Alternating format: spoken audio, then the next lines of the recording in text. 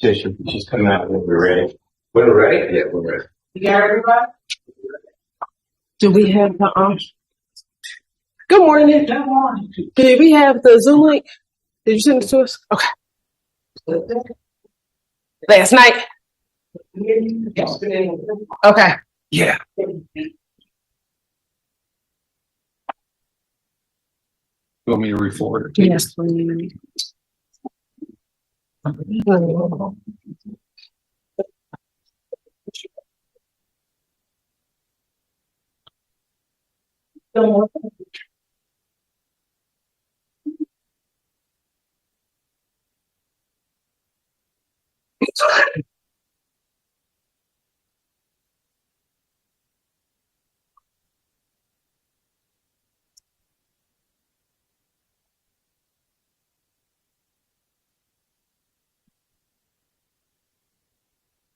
We're doing it first, yeah?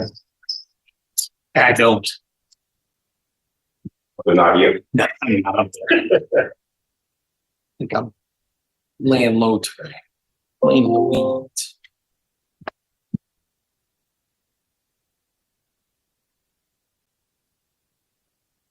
I think either sprinkle or like either sprinkle or what is it? What's that? Oh yeah, it should be in here. You need it out there small bit. No. You said that for yes, no.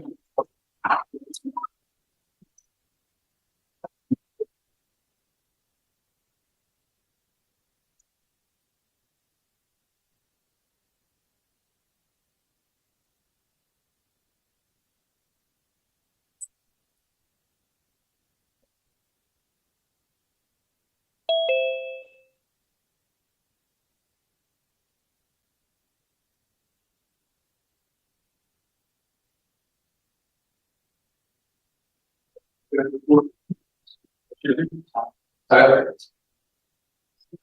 Riley. Riley. My name's Shake. I know. That's one of your names. You guessed. You didn't say outside, you did feel nervous walking here from the cops outside? You gotta take your leg like it yourself down there. Guys, brings the court attention issue. Yes. It's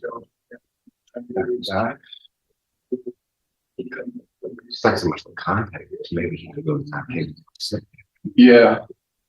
Yeah, he said he'd take. I think he said he'd take one. Do we have anything about him? Was he one of the good jailers? Yes. I don't know what to say. Yeah.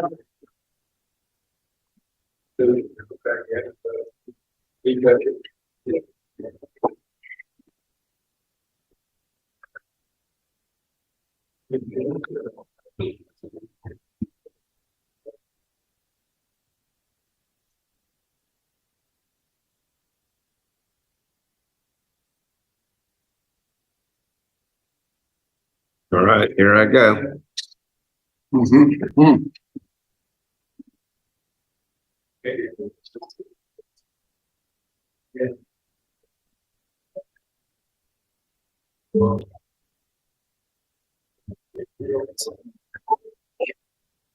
We're all set up.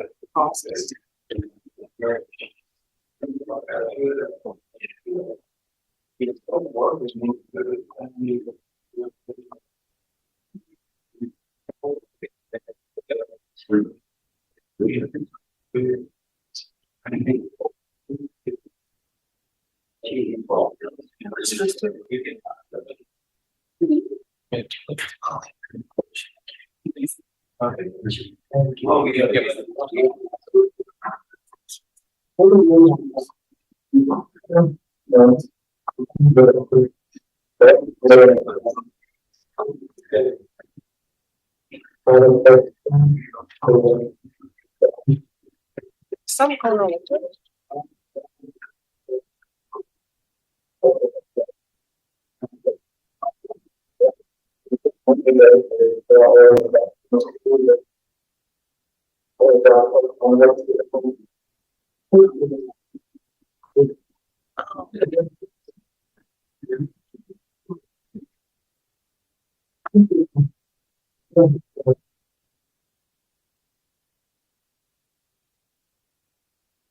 Because that's not how it came.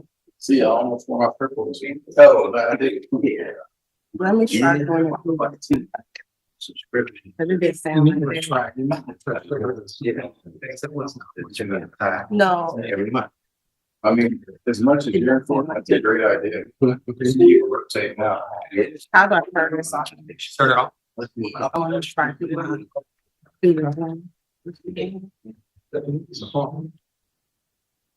I think if you're either a DA or a public defender, they should give you a line. You would, I would think, right? For files. Yeah. Everybody. So today, this is what it's like. How do I just go back to regular? I'm sorry? How do I just go back to my regular? It's. You'd be on that. It should be there.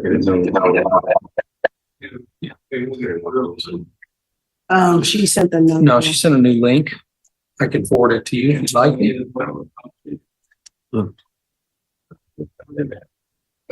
have the right to defer. Hopefully, right? Well, Yeah, that's okay.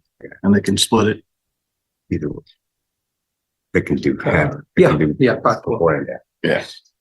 Sometimes if they got two or they do something, they both get a chance to do. Yeah. Wow. First one, they go, second one. Where's yeah. I'm just thinking is, but conceivably I could just end up going first, right? Me too. They may tell you. Been a long time. What we got? Who's going first? Here, I mean, big check.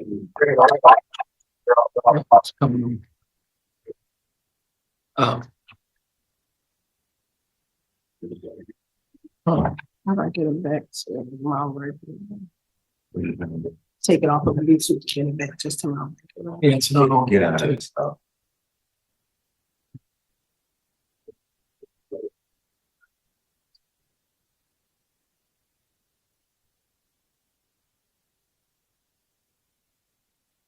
Earlier today, it was clear today, right?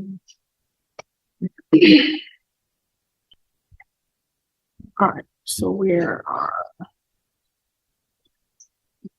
the sound? Right here, here's on speaker. How do I change the output?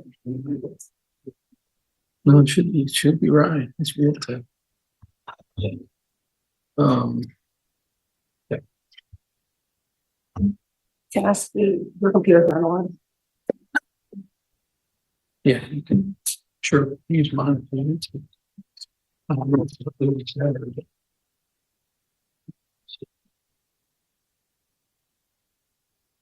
So you're right. Failure to give a jury charge is subject I to think I plain should. error analysis. I share this. Everybody's trying theirs.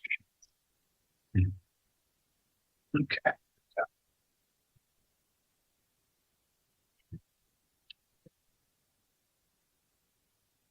I think what I was thinking of is you do object during conference, but don't object when the charge is actually given. Yeah. I see, I thought they said it was waived. It is waived. You know, that's why it's there. So I see. It's not forfeited, it's waived. You got it, waived. That's right.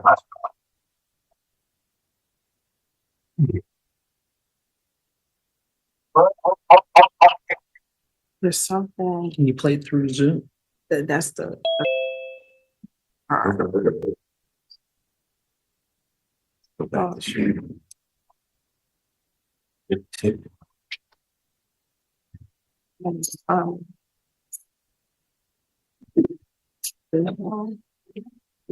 Oh, challenge. Yeah, I'll go to. Okay. Sure.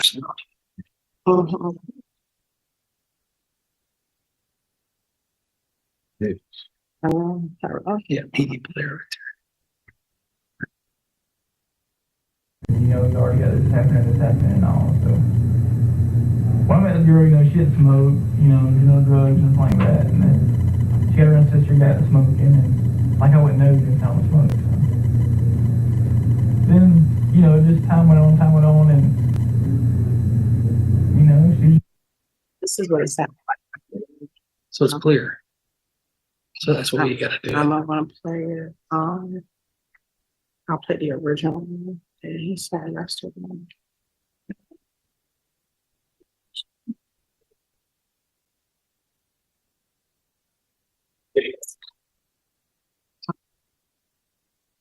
I'll just go on his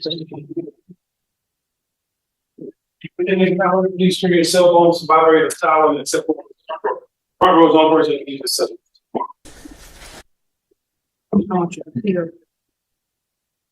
Thanks for the. Okay, do we have Mr. Wolfenbarger dressed out? We just need to have him brought out. Is Mr. Wolfenbarger dressed out? Yes, he's just out. I'll bring him. Thank you. Yes, ma'am. No, you're. You dropped something.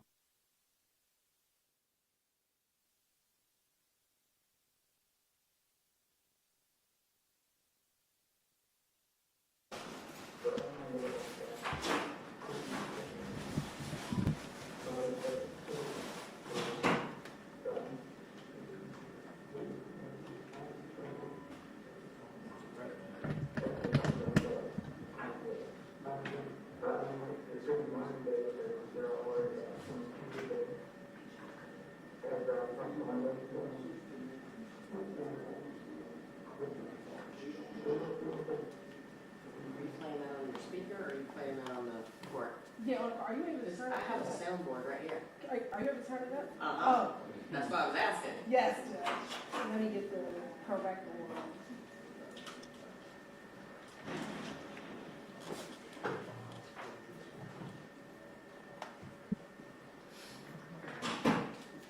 Your Honor. Hang on just one second. Yeah. Madam Clerk, are you ready? Okay, we're going to go on the record in today is the 20th of August in the trial of the state of Georgia versus Christopher Wolfenbarger, case number 24SC004-201. I'll note for the record that Mr. Wolfenbarger is present here in the courtroom along with his counsel, and that counsel for the state is also present. Mr. Samuel. When I left court yesterday, I think the prosecutors are still in here. I was walking past, towards the elevator, and one of the jurors was in the sitting area. Yes, sir. And he looked like he was, like really, really ill. He was just kind of hunched over, and I have no medical training. Plus, I was debating my role as a good Samaritan and my job as a lawyer. Fortunately, I saw there was a deputy at the end of the hall. Yes, and I went to the deputy and I said, someone's got to do, I can't talk to this person. So the deputy went back and talked to him. I was not within hearing distance and stayed out of sight. I gather he was in a great deal of pain from a back injury and was taking medication. I'm not quite sure what happened after that. I mean, the deputy eventually left, and there was nothing for me to do. I mean, I wasn't going to sit there with the juror, obviously. I just bring it to your attention that the juror was apparently in so much pain he was taking medication. That concerns me if if he's sitting here in the courtroom. Well, thank you. Do you know which juror it was by number? Certainly not by number. It was a black man, not the one who does dialysis. So not 43. And not the taller man who, I'm sorry, I don't. Okay. I mean, the main reason I ask is that I'm surprised that you would have such an encounter and that juror or other jurors would not have communicated to my staff, hey, I'm having an issue. And I've not heard any such communication from that juror. So if they are struggling with that, it's unfortunate, but it seems as if they don't feel the need to bring it to my attention. I just felt the need for me to bring it to your attention, but I understand. I remember, obviously I see the juror. I've never seen him in the jury box appear under any distress. So Okay. Well, what I'll do for now, rather than, formally inquire, put anybody on the spot, is just, if it's okay with y'all, is just have Miss Johnson check in. She's my JA who takes care of the jurors, and make sure everybody's comfortable. And if you're not comfortable, or you're having issues paying attention, you need to let me know so I can bring it to the judge's attention and let you know if I get any report from that. Okay. I'll just make a mental note of where he's sitting. And then maybe you can tell me, we can identify him further so we'll at least know which juror it is. Okay. I think you're right. I think because Mr. McDermott brought that to my attention. Mhm. And as I was not leaving, but going out of the courtroom, I saw that juror. I believe it's a juror who may work for Delta, if I'm not mistaken, the shorter black man. I think yesterday he was sitting in the second or third from the end. on the back row. I think he had on green yesterday. And I saw him leaving as I was going towards the right, towards the restroom. It looked like he was getting up from that area and leaving the courthouse. Hang on just one second. He did mention back work on disability.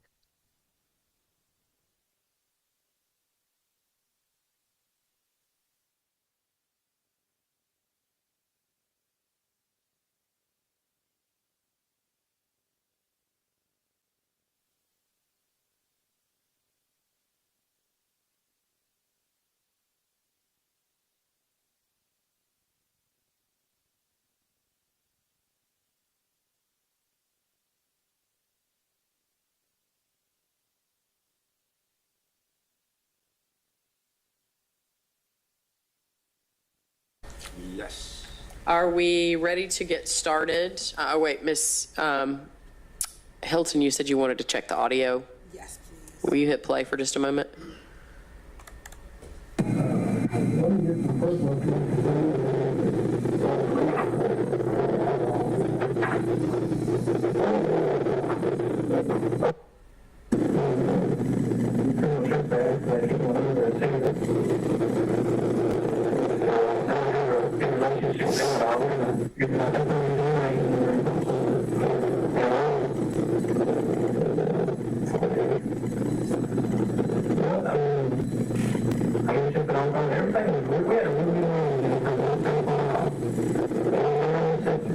Miss Hilton, is that interference something that you've experienced before, or is it something to do with your broadcasting it?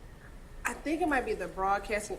Earlier today, it was as clear as day. I could hear every word, so I'm not sure. Have you attempted to do it on your Bluetooth? on your speaker instead of through the court's audio system, which is not great, to say the least?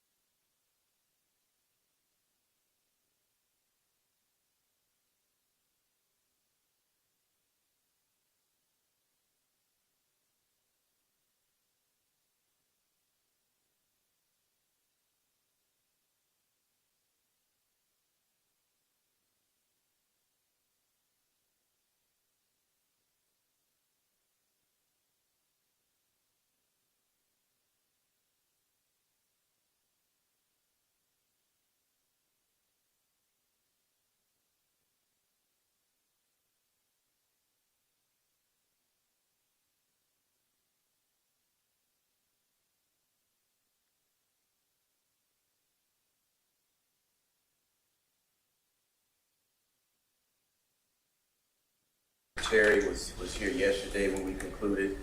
She is currently on the stand in Gwinnett. She took the stand at 11:30 and is on now, so we're waiting for her to get off. But that would be one of our last witnesses. I think we're at 3 remaining. Forgive me, Dr. Terry is the ME? Yes, sir. Okay.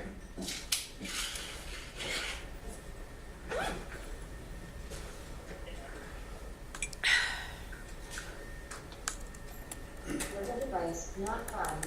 Ready to air. Alright. Connected to PHEPL 540039F10. Now it's connected.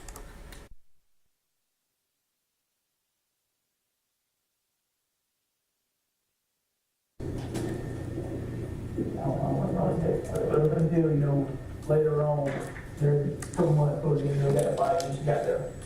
She went to work at this Waffle House up there on Norville. And she met a guy that could that was there. I think we're ready. Okay. So are we ready for the jury? Yes. Ms. Hilton? Yes. Mr. McDermott? Yes, ma'am. Okay. Can we have the jury, please?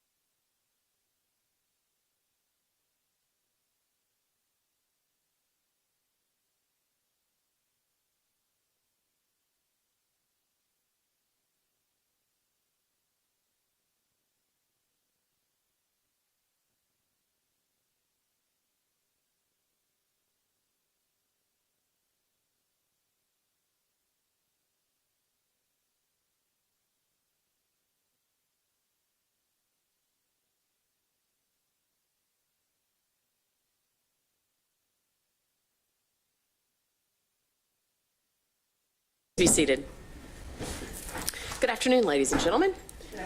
We are ready to go ahead and get started for the afternoon session. Thank you all. Ms. Hilton, the state may call its next witness. Thank you, Your Honor. The state calls Mike Sprinkle to the stand.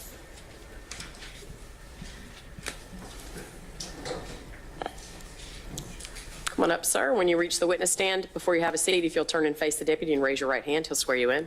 What our affirmative testimony that shall not give the truth, the whole truth, and nothing but the truth.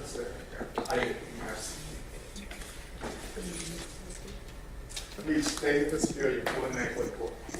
First name Michael, Michael. Last name Sprinkle, Sprinkel.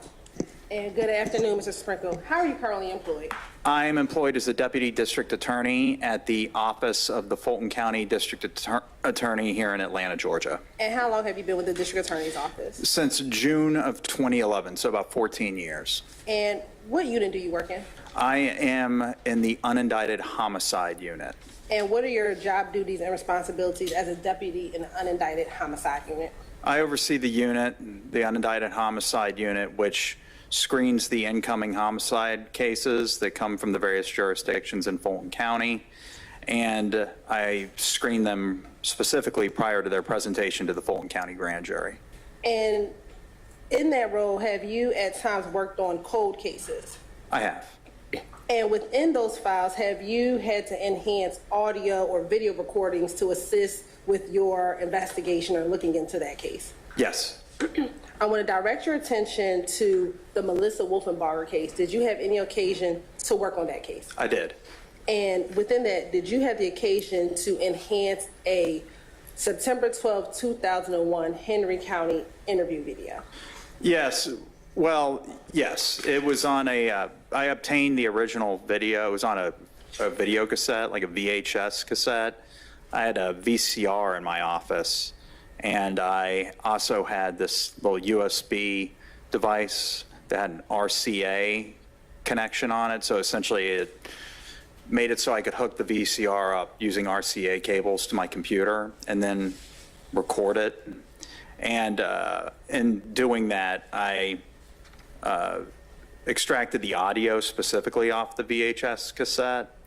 And I don't recall what exactly I did. I just know that I created an audio file that I could hear better than when I watched the video cassette originally. Okay. And was that able to help enhance you listening to the audio that was on that video cassette? Yes.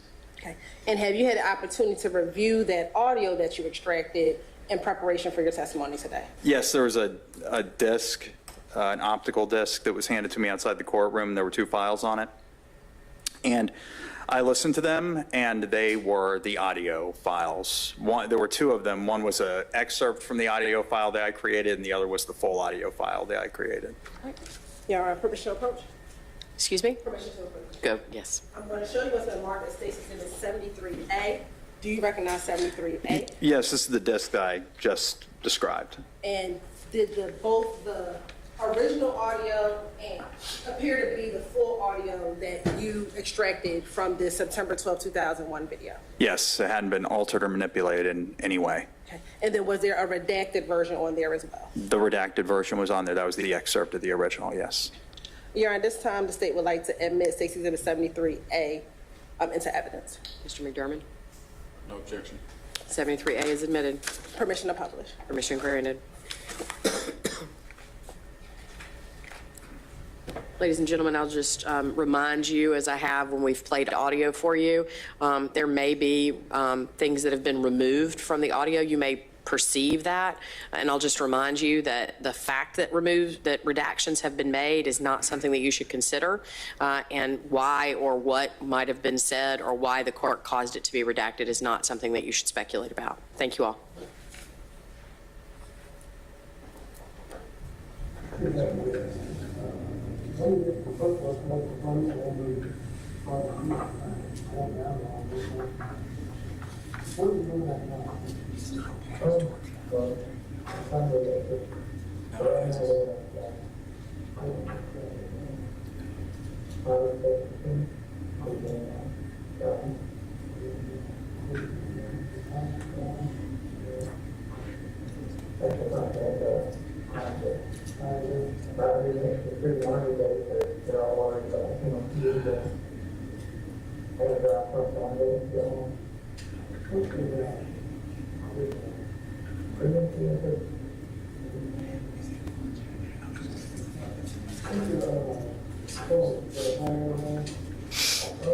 Your Honor, may I object? Yes, sure. You pause that, please.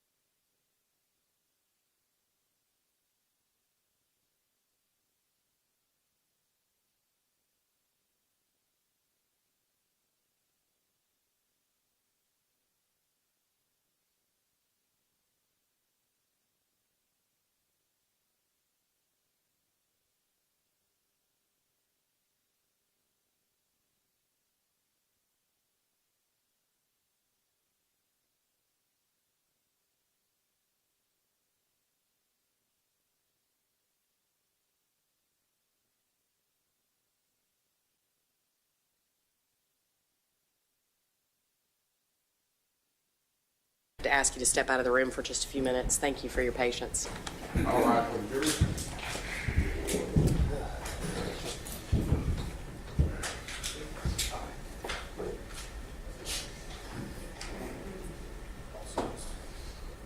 Just let the jury get clear and then we can.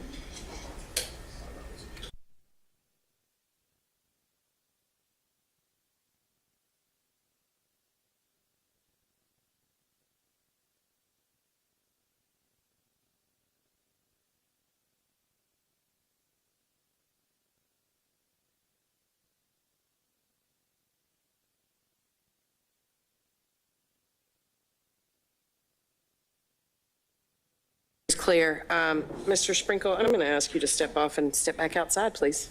Yes, Your Honor. Thank you.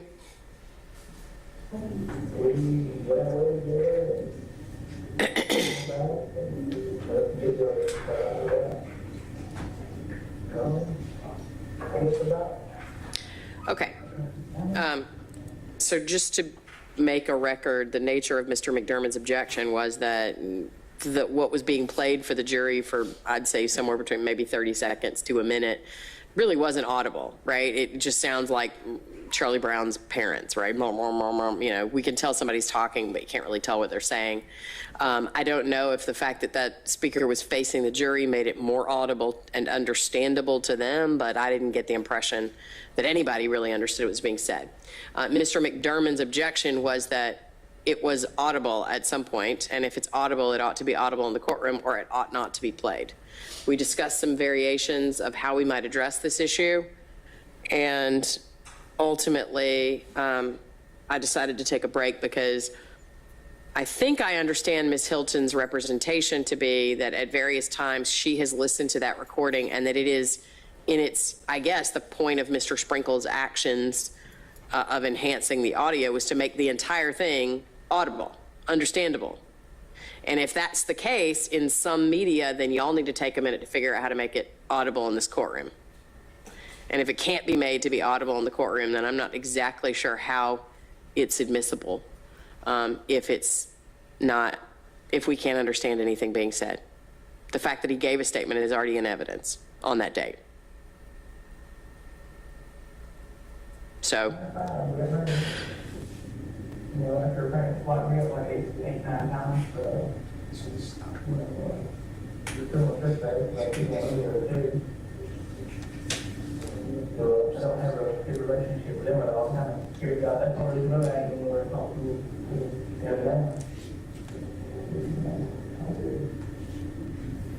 But, I mean, she put on everything was real, yeah, real good marriage for a while. And she got out of the I know we live in, I don't know where exactly we live in. We've been living in Atlanta. Can you all understand that? That was just a sister who was in the Walmart. And, like, it just, I mean, I can understand it better than I could before, to the extent that audio quality is always an issue. Best part to the middle. And you can really do, you know, call your mom or your sister or somebody, you know. And she gets the thing. That's 10 minutes I guess you, music, so about the same time that you, I don't really, leaving the direction. I mean, she's there, I mean, she's probably around that same area, but I don't. That's 16 minutes up. He's out here to move. I don't know. But I mean, it's people always taking me. That's 20 minutes They all understand. If it's the same quality all the way Anybody, through. anything I'm telling you right now, you And the judge thinks that's all. Anybody that's around me, I'll tell you. That's about 25 minutes I mean, there ain't no way I want to do it. Okay. No, I just want to start at the beginning just to see how far it went. Thank you.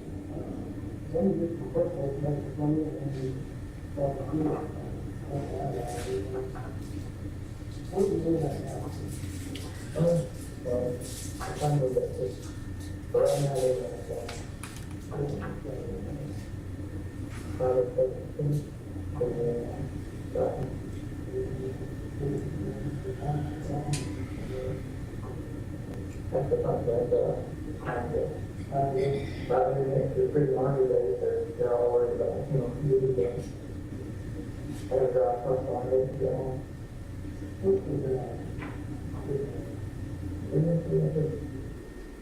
Go back, starting out that, and we about how we open mine, she shows my house, she's still at home. So it's probably about 1:20 where it gets clearer, about 1:20. And the intro is him, what I can hear here is him just getting his name, where he lived, and that's the first minute. I met her through a girlfriend of mine, she shows my house, she's still at home. Okay. That's the first time I. So we would propose starting at about 1:30, 1:30.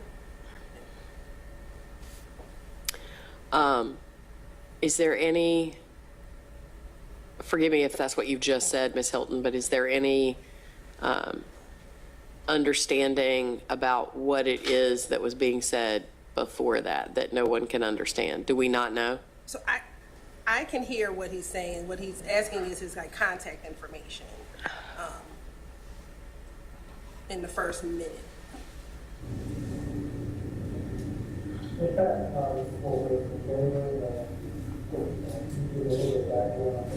He's asking him to give me a little bit of background of their history.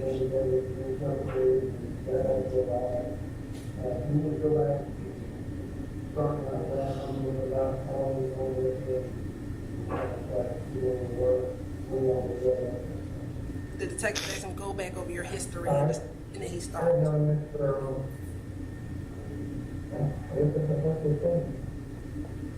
I met her through a girlfriend of mine. She shows my house, she's still at home. Okay. And that's kind of where this is really where he starts talking about their history. Okay. And we're at 1:45 in. Okay. So what is the time designation on that tape that you're going to start playing? I'm going to start it at 1:40 or 1:35 to the end. Mr. McDermott? I'm still not happy with the quality of it overall. I think asking the jury to sit through 20 to 30 minutes of that is going to be, its own form of torture. And I don't necessarily see the probative value of it because so little bit of it's audible, you can pick up bits and pieces. That's not a fair copy of an interview, I don't think. It's certainly not anything that would get close to a rule of completeness.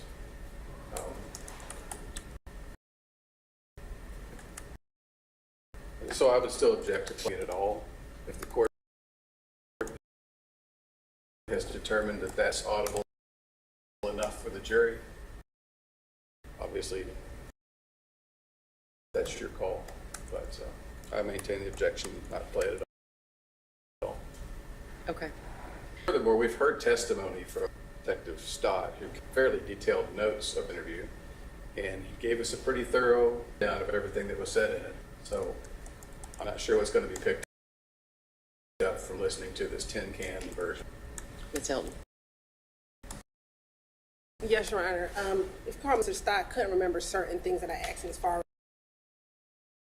as dates, I asked him specifically about some dates, specific things that Mr. Wolfenbarger said about relationships,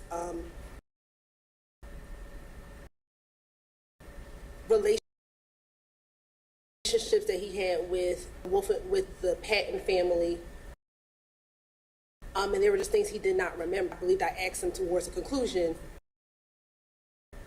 does the video, the entirety of your statement, would that be the fairest representation of your interview with Mr. Wolfenbarger? And he said yes, because everything that I asked him, he did not remember the full contents of this audio, of this video interview from 2001. And we do think it's relevant to play the video was in.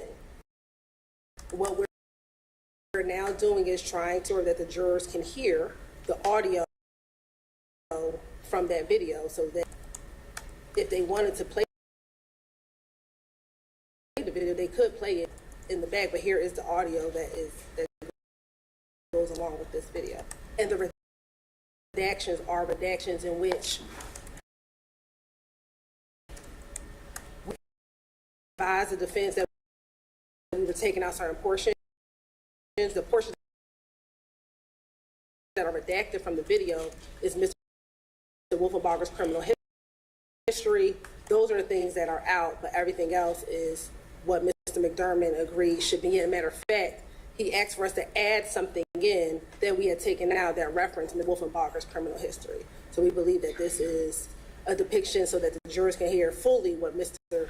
Wolfenbarger said in 2001.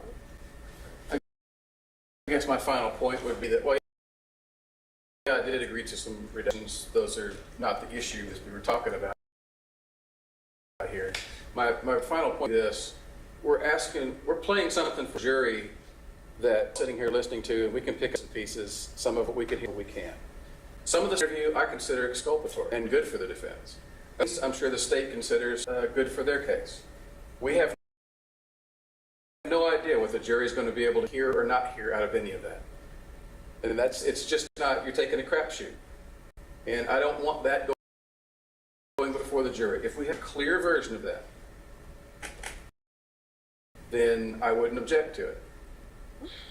But there's just no way of telling what anyone's going to pick up from that. And that's not a fair put before the jury. And I think that goes to weight, not admissibility, Your Honor. They can argue that it's not clear. They can argue whatever. They can blame the state for the bad audio. They can do things. But we can put the speaker up there and they can hear whatever that they determine that they can hear, and the defense can do with it as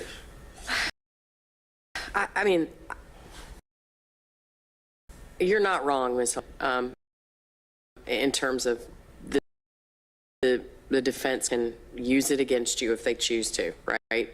And make the arguments that Mr. McDermott wants. I'll say that I think the thing I'm frustrated by, and I blame it on the technology, not on the thing I'm frustrated by. If you can play it on your computer and hear it, right, and not in your garbled state that it is, why can't we?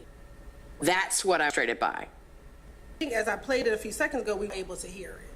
I mean, I know most of Is that what the audio sounds like or whatever? Yeah, I mean, I can hear the words. Except that you're telling me that, like, you're telling me things that are being said at the beginning of the video that I can't hear. That's what I don't understand. And it's not that I can't hear it. I can't make out anything, and I don't understand why you can if the court can't in an audio quality issue, because I'm putting this speaker up closer so that we can hear it. What I hear, but I can hear it. I hear him, and maybe because I know what's happening, and that could this start at different points. I think everyone heard everything. That wasn't hard. What was being projected on the audio. Okay. Would be willing to put whatever they can hear. And that's my argument. Right, but fitted with appropriate audio. Whatever's there is whatever's there, and whatever the jury hears is what the jury hears based on what's there, and that's just a sad fact of life. So your objection is noted for the record. It's overruled. And you're going to start it at the 135 mark? Okay, if you'll go ahead and cue that up at the 135 mark. It's ready. Okay, so all you have to do is hit play? Yep. Okay. So can we have our jury back, Deputy? Thank you. Oh, can we have our witness back too? I'm sorry. Thank you, sir.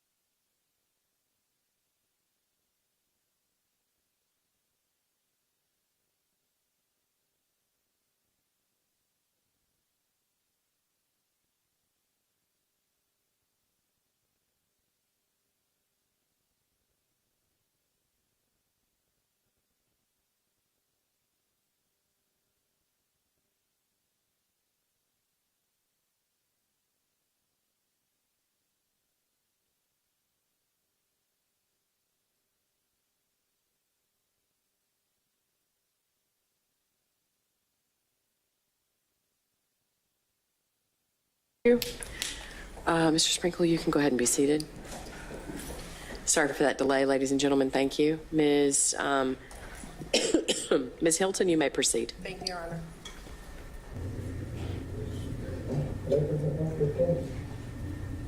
I've never to a girlfriend of mine, she chose my house to school and it wasn't home.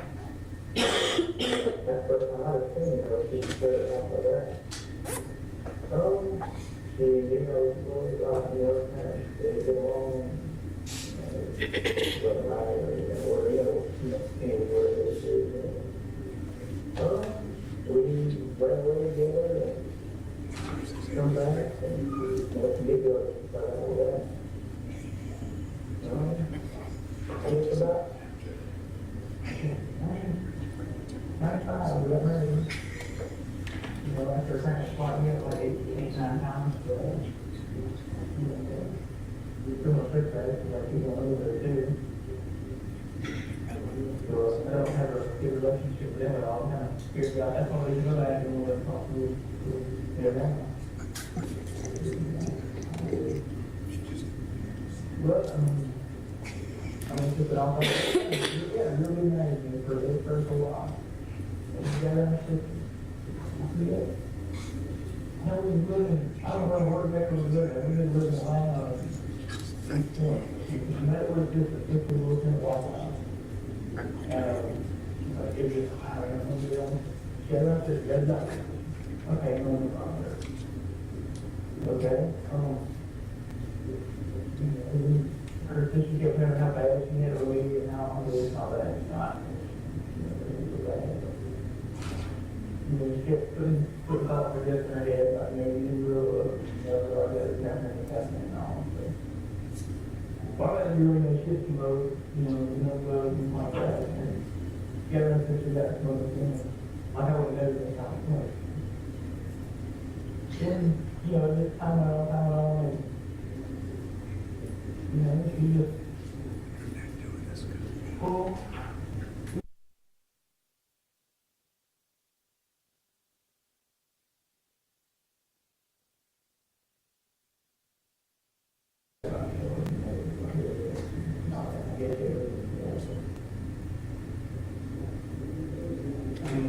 Up until then,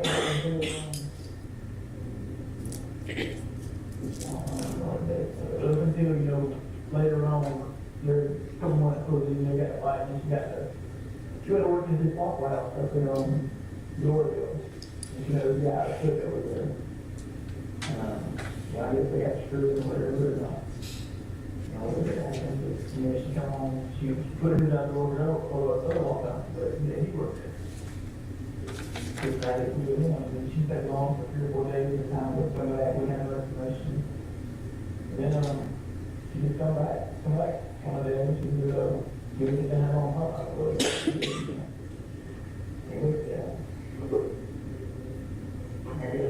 All this happened about the same time as this was right around Thanksgiving, remember that? I was thinking it was 99, but you know, this is going to be 98. You know, I'm going to say, she comes back, she doesn't want me, she will come back good, but she stayed with me like a week. I guess that was just to get her set up, because she stayed there, she left again, come back a couple days later, she come back, you know, with her long talk that night, and the next morning I woke up, she didn't got all her stuff and left. She was, a buddy of mine was in her on water train, when a big high stroke was 4%. He got him off the 5 points, and she kept one over. You got to have 2 kids, and they're with your boss last time. And so 98, somewhere around Thanksgiving, that's where about 12 years ago, that's how it all back together. We just 30 years. I'm saying, yeah, it's in 99 now. Yeah, there's more than, you know, I got this time here. So, where were you living at now?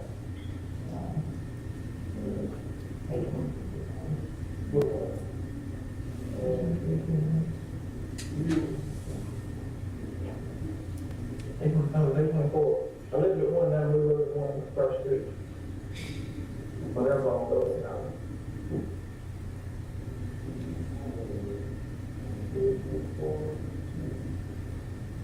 The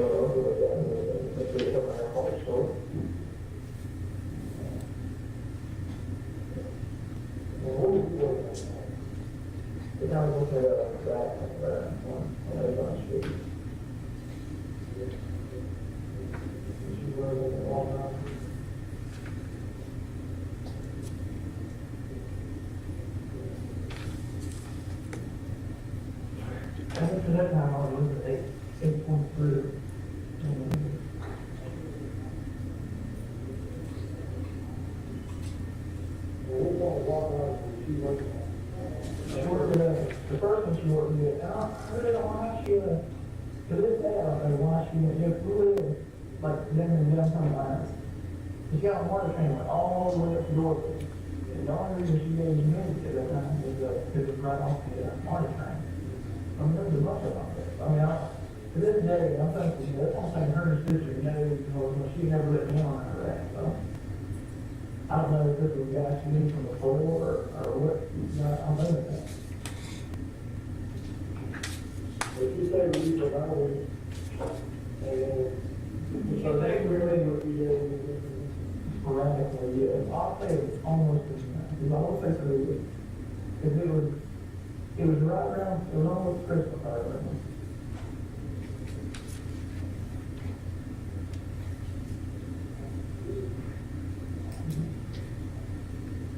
Then she, after she left, you know, I didn't hear too much from her for, you know, a couple months or whatever.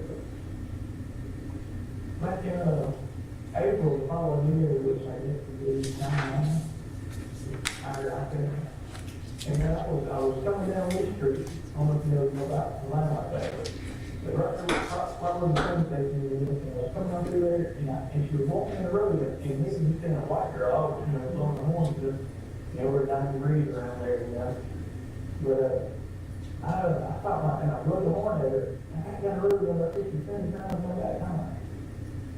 I knew it was, you know, I couldn't believe it. I don't know, I guess, you know, her sister could tell you how she looked. You got to picture how she looked when she was quiet. That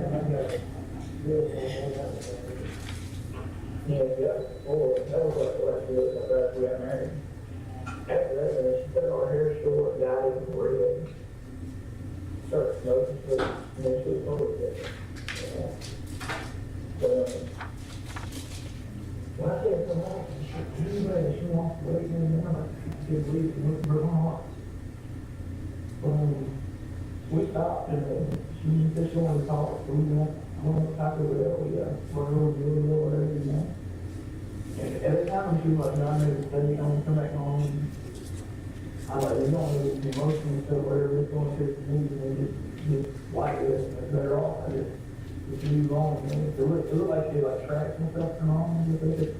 Yeah, I don't really key up on all that, you know. Look at it, she looked awful. She was telling me what was going on and all that. Basically, what had happened was, you know, from the conversation I had with that time, she got her with this guy, right? And you see what she kept putting talk to me. Like, all these people were living in one house, like 5 or 6 living in one house. And, you know, it's just a part of the lifestyle. So you go out and party and see everybody all the time. And she was like, she felt like she was missing out on all that. Then she said what she wanted to do, and she that wasn't right. When I told her that time, I thought I should do that. You could really do, you know, to call your mom or your sister or somebody, you know. You know, how would you communicate with the kids never, she never did. When you got my mom, she never really, ever, from the time that she found over, she never really called me anything for nothing. From day one, it's all I did. And she didn't even want to have Joey, she wanted to have him aborted. I wouldn't do that, you know.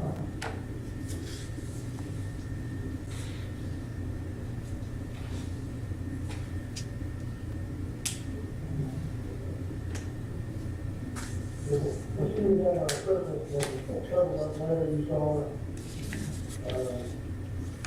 she was on the way there, she was still hanging out with that group. We're talking about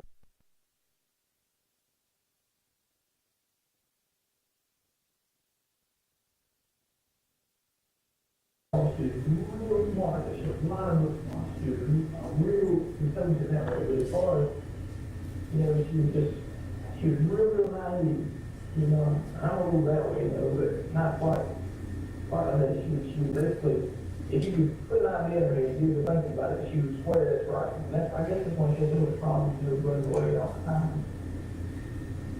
But she was a real follower.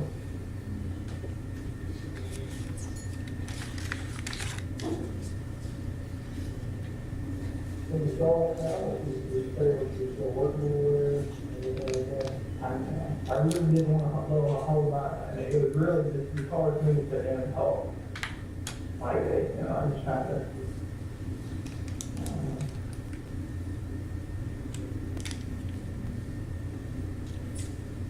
It's like she was trying to go in all, you know, all of the around that, and I just feel, you know what I mean? I didn't want to know no more than I had to know. I just didn't.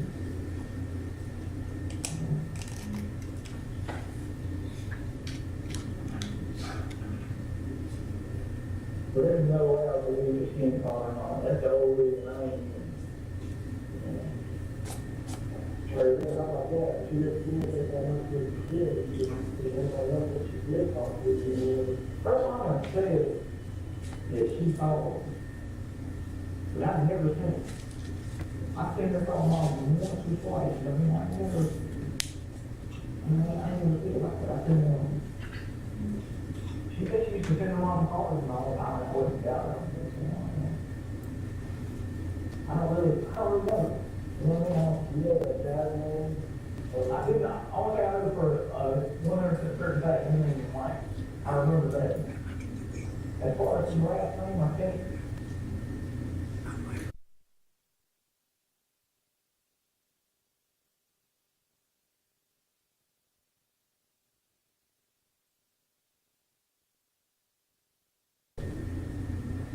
That she was messing with.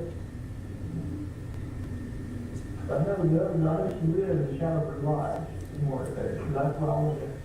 Whenever her mom did say she was coming back with me, when I went there to pick her up, we was at Shadowford Lodge. That was where I went to get her. But she said that was, you know, she was having an argument with a guy or whatever, I guess. That's where she just, when she went with him, that's where she was fine. She was all up around that area. I mean, we never knew anybody in that area, you know?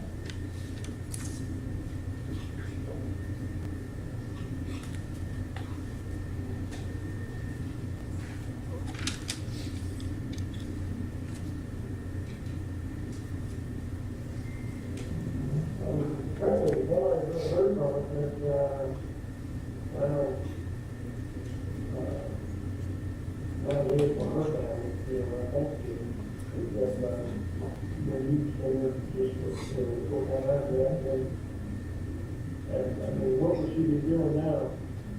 I can't find anywhere. I can't find where she's working anywhere. You know, so I look over Social Security, taxes, whatever. Well, the only thing that I know that she would, like I say, we've been here, that's all I can think of. I really don't know. It's just my opinion. If she went through, because to this day, she's still ready for me.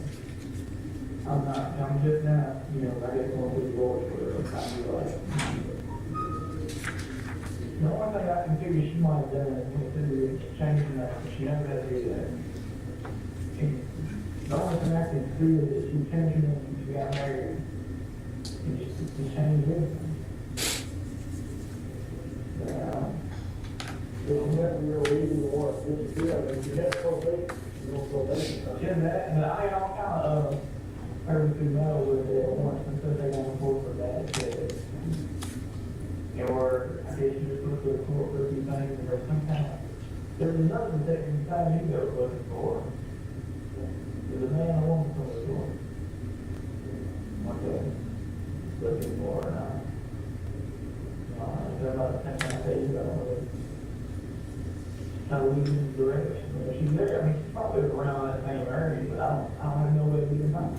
Everybody is, we didn't have any friends or anything, but we don't, you know, we associated with a whole lot of people. Is anybody else, any other family member, we probably know anybody that she would talk to, sometimes she talked to old sister. And that was, because I thought we didn't really know anybody. We really didn't like everybody, we don't have people around there. And, we go like get married or stuff like that, and she had all the sisters. It's my understanding, and I have never seen it, my little sister's mom told me that she wrote my sister a note. Was this or had this note or whatever, they're taking but I didn't see it. But my sister told me that she wrote a note explaining all of what was going on. And this apparently is after she left me. So, I don't have too much of it.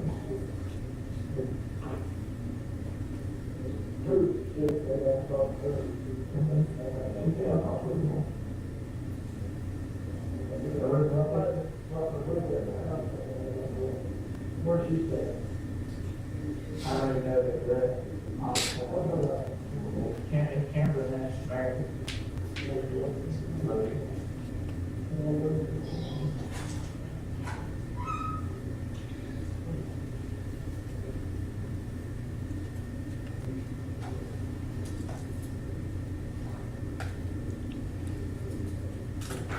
I guess you're not going to send a care about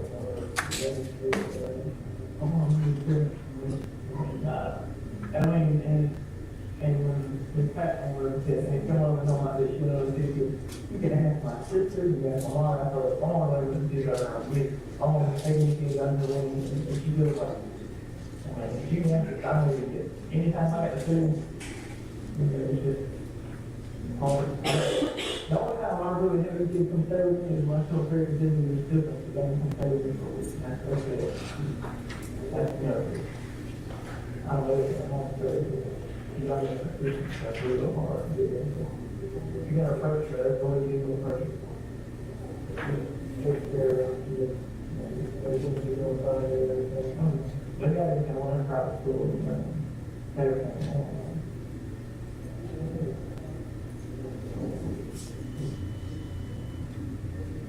I mean, I don't know. And I would have called her mom, and talked to them, but every single time in the past that I've ever seen these people, and then we locked up like 8 times, her husband had stopped and beat the crap out of me, and I was on the parking lot. I said, that's the last time I ever seen him, and I'm like, I'm trying to go over there, but I swear, after you stop coming by there, because every time you come out of the home, I call the car, on there. And because a lot of times when the mom, we'd be out, I call her to start with you, but she they go out. I kind of got impression, that this girl had gone, she wasn't involved with y'all, and the mom was don't get involved with it, it's like, that was all done and gone, and we got to understand that, but at the same time, I kind of wonder what's going on with it. I swear, I believe she got in touch with her mom. Her mom was making it out like she had a real good relationship with her. She did. They really did. They didn't ever, I mean, I guess she was trying to build a relationship with her sister. I felt like she would have got into her sister a million times before she got into her mom. I mean, the last time I knew where her sister was, she was living in Bigfoot. And I think, and it's my understanding, I don't know for a fact, but it's my understanding her sister moved. Which I don't know now. But I mean, these people have always been here. Her sister and all, they all. And her sister, you look, anyway, but her sister has always been down that crack. I mean, I hope, something she got on anything special. Because her sister went through one time, and finally was their car, and told all their family that I come over there after her car one night, and just come up later on with the night one, he come and told them, we had the car.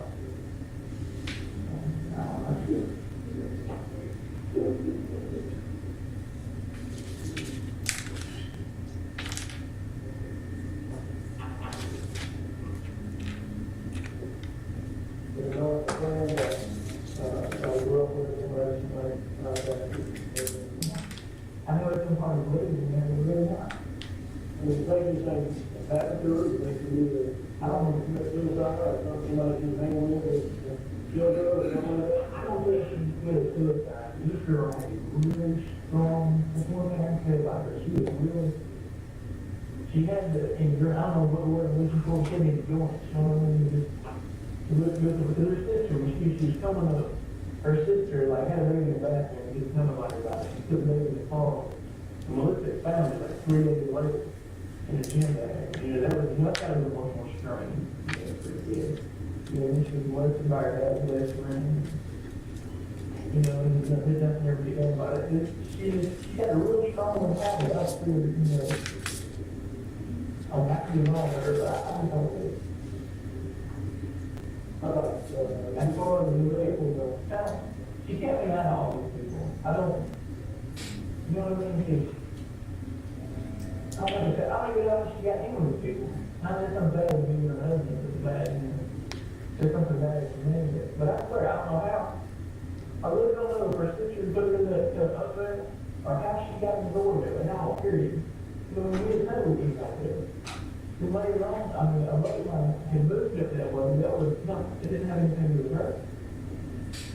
What name would she try to knock and always try to make it?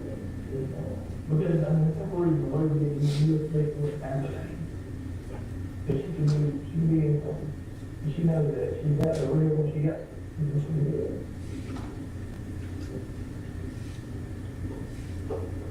And I just thought I don't know.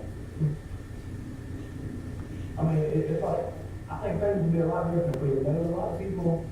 And if we stay like, well, this goes to a little town there, we live to everybody or something, and we kind of do this, we move up to life and know everybody.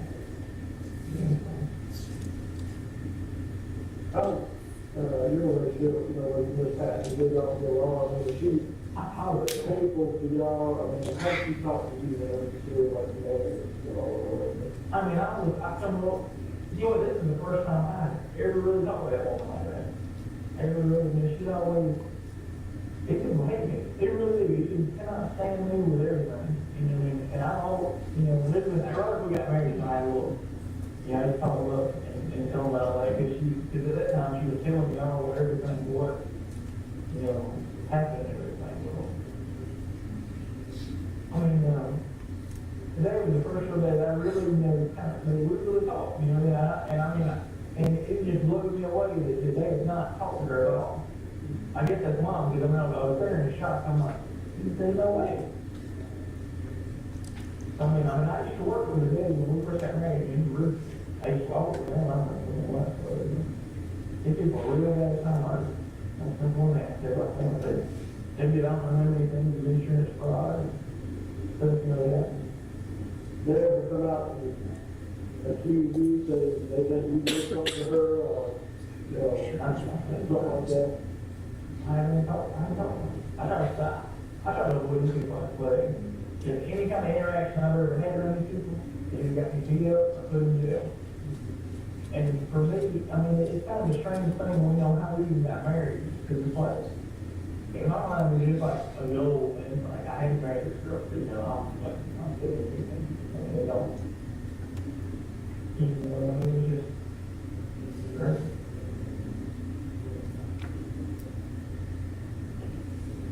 Well, I don't know, I mean, it kind of looks like for a while there, you could have done something about it, or whatever, you know, because you want to use the locate and get the status story from the patent, you know, all those things, get the beautiful, that's like you said. You can go to anybody, anything I'm telling you right now, you can ask anyone or anybody that's around there, and they'll tell you the same. I mean, there ain't no way I'm going to work on this.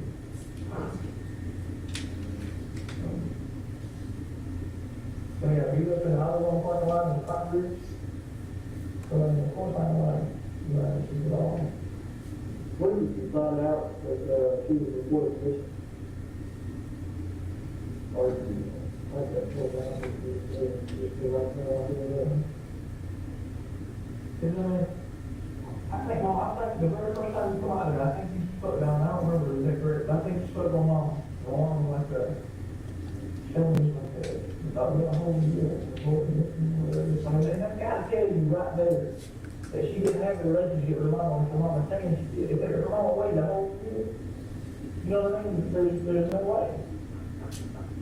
Well, that's, that's whether it came out of the beginning, it just looked like a situation where you got somebody that goes off and does whatever they do, maybe a drug addict or something that has, maybe they're going to do things, but I thought, it seemed odd after a couple of years, you have to kind of make it like 2 days, all this more find out, but you go for it. But, still, it seems like somebody, like this, there's something bad that happened to her, I don't know. And I mean, that might have been all the, I've been sitting here, and you don't know how long I've been sitting here just going over scenario after scenario, trying to figure out what it is, especially now, man, it's playing me now. After you talk her long, and she didn't talk her long. But the only thing which I was sitting there all ear with, is we did this thing, we changed the name and everything, was the only thing I kept saying is, at the time, we had to set up, we made some money and all that, and, really not, and proud of it, but he was like, you gotta cut off everybody we know that we I kept kind of saying that, if the need has happened, and that she put that, she put that, my heart, she knows she could make money that way, she wasn't able to buy a lot of that way, she could get it back, but she had to kind of cut down everybody. But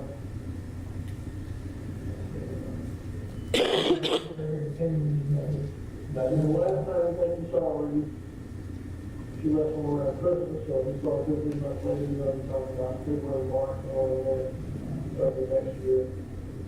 I think, we're in bad condition. You can have one look in the light.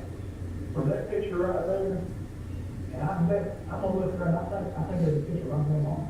Last time she was with my grandma, she had short, she cut her hair off short, and it was bright red. And she done that by the time, she got back in,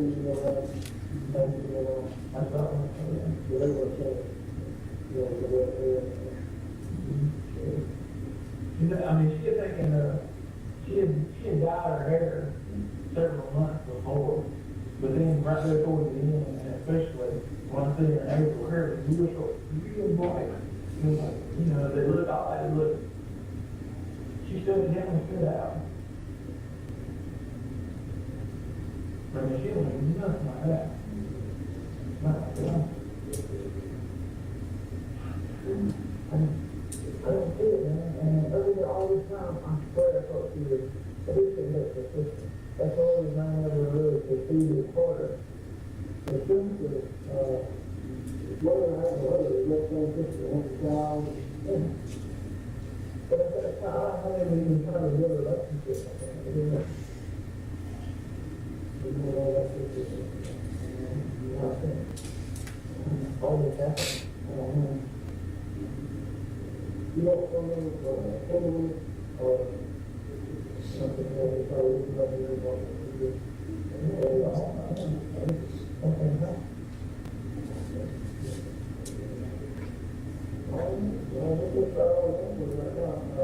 I'll let you know the color. We said the binding thing and we all that. That's really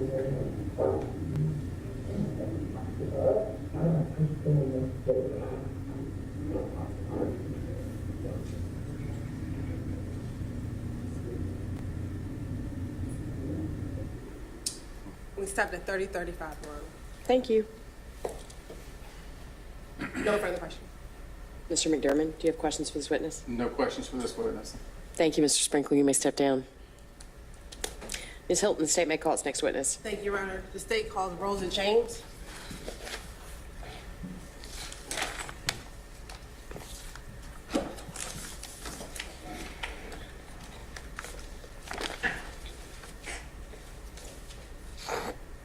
All right, quick 2-second bench.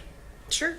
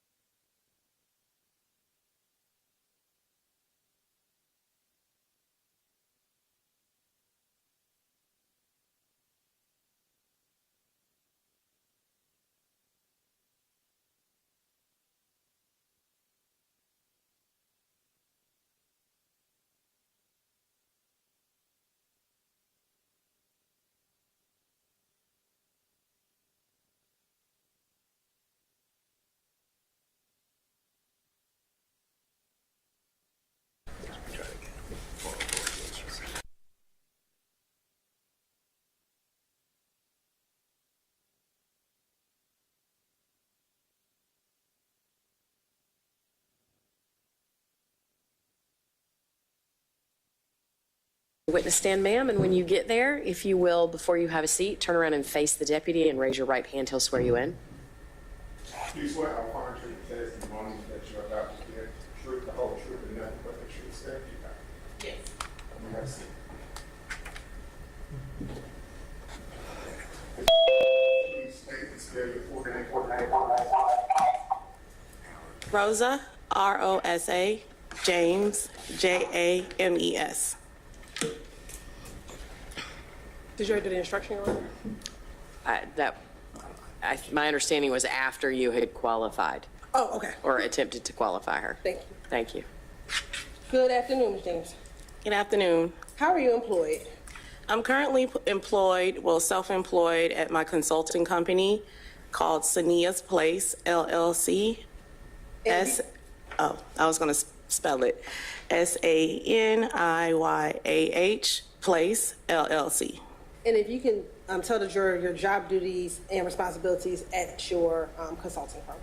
So my job duties as a consultant is I'm a researcher, practitioner, and also a trainer for intimate partner violence and gender-based violence. I also do sexual violence and child abuse. I do trainings, I do presentations, panels, whatever the community needs me to do, and I also do expert testimonies. And how long have you had your consulting firm? It's been open since January of 2023. And if you can tell the jurors, how long have you been in the space of working in intimate partner violence? I started working in the intimate partner violence movement in 2012. Okay. And just tell the jury about your education, your job training in intimate partner violence. So I started working in the intimate partner violence movement in 2012 at Harbor House of Central Florida. That is a local domestic violence center in Orlando, Florida. And then I continued throughout I continued to the Florida Coalition Against Domestic Violence, and then I moved to the Georgia Coalition Against Domestic Violence, and that's how I got to Georgia. My education background, I have a bachelor's of Science and Legal Studies from the University of Central Florida. I have a Master's of Social Work from the University of Central Florida, which is a clinical program. I also am currently finishing up my PhD at Clark Atlanta University in the social work program, policy and organizational leadership. From the Georgia Coalition Against Domestic Violence, I transitioned to the District Attorney's Office as a domestic violence trainer in July of 2019. And then when Madam DA came into office, I became a senior advocate, senior victim witness advocate, the domestic violence trainer, and domestic violence expert. And you said you're currently getting your PhD at Clark Atlanta? Clark Atlanta University. And are you currently at the dissertation stage? Yes. What is your dissertation on? My dissertation is on intimate partner violence, Black women and service delivery of the local domestic violence centers in Georgia. Now, you said that you served as a trainer at both the Georgia Coalition Against Domestic Violence and the Florida Coalition Against Domestic Violence. If you could tell the jurors, what type of training have you conducted? So the foundation of the trainings that I conducted at those two coalitions, they statewide coalitions, is I trained advocates to service survivors of domestic violence. And also these trainings lasted 3 days. On top of that, I had to train the community members as far as healthcare, different systems like healthcare, law enforcement, even in Florida, prosecution offices, any community members throughout the state of Florida and throughout the state of Georgia about domestic violence. I also trained advocates on protective orders. In Florida, it's injunctions. We train them how to be legal advocates in a sense where they have to help survivors with their injunctions as far as helping them through the court process. And also I've done trainings on the queer community and domestic violence and basically a vast majority of intimate partner violence, child abuse, and how all that relates to gender-based violence. And over your years of working in the field of intimate partner violence and gender-based violence, have you met with and spoken with victims of intimate partner violence? Yes, I started in 2012, and that was immediately contact with survivors and through face-to-face trainings, hotline calls, well over 20,000 contacts with survivors of domestic violence. And I said victims and you said survivors. Tell me, why do you use the term survivors? So in our world and in the movement, we use survivor because the survivor is a term of endearment. And also some survivors, they use thrivers. They have thrived through the domestic violence. We only typically use victim in this realm, or where I am in the science realm, in the advocacy realm, if someone has fallen due to domestic violence, a casualty. And you talked about having over 20,000 contacts with survivors of domestic or intimate partner violence. Has those interviews and conversations and interactions assisted you in your understanding of domestic violence relationship dynamics? Yes. Now, over your course in working in the field as well, have you met and spoken with offenders or abusers? Yes. And can you estimate for the jury about how much contact have you had with offenders or abusers? So I've had a year of contact with what we would call perpetrators or abusers, because I taught in Florida batterers intervention courses, which is a 32-week-long course that the courts in Florida mandate that if you receive an injunction that you must take. And have those interactions, those trainings, informed you regarding your understanding of domestic violence and the dynamics of domestic violence? Yes, it has. Have you ever testified in the state of Georgia as an expert in domestic violence? Yes. How many times? So Florida has been 27, and I'm about to do the math. I want to say around 47, 48 times in the state of Georgia. Your Honor, at this time, the state would like to tender Ms. Rosa James as an expert in domestic violence relationships, and domestic violence relationship dynamics. Mr. Samuel? We'll reserve word here for cross-examination. Okay. So, ladies and gentlemen, Mr. Samuel, come here, please. Ms. Hilton, y'all both come here. Would you like me to step out? No, you're fine. Thank you.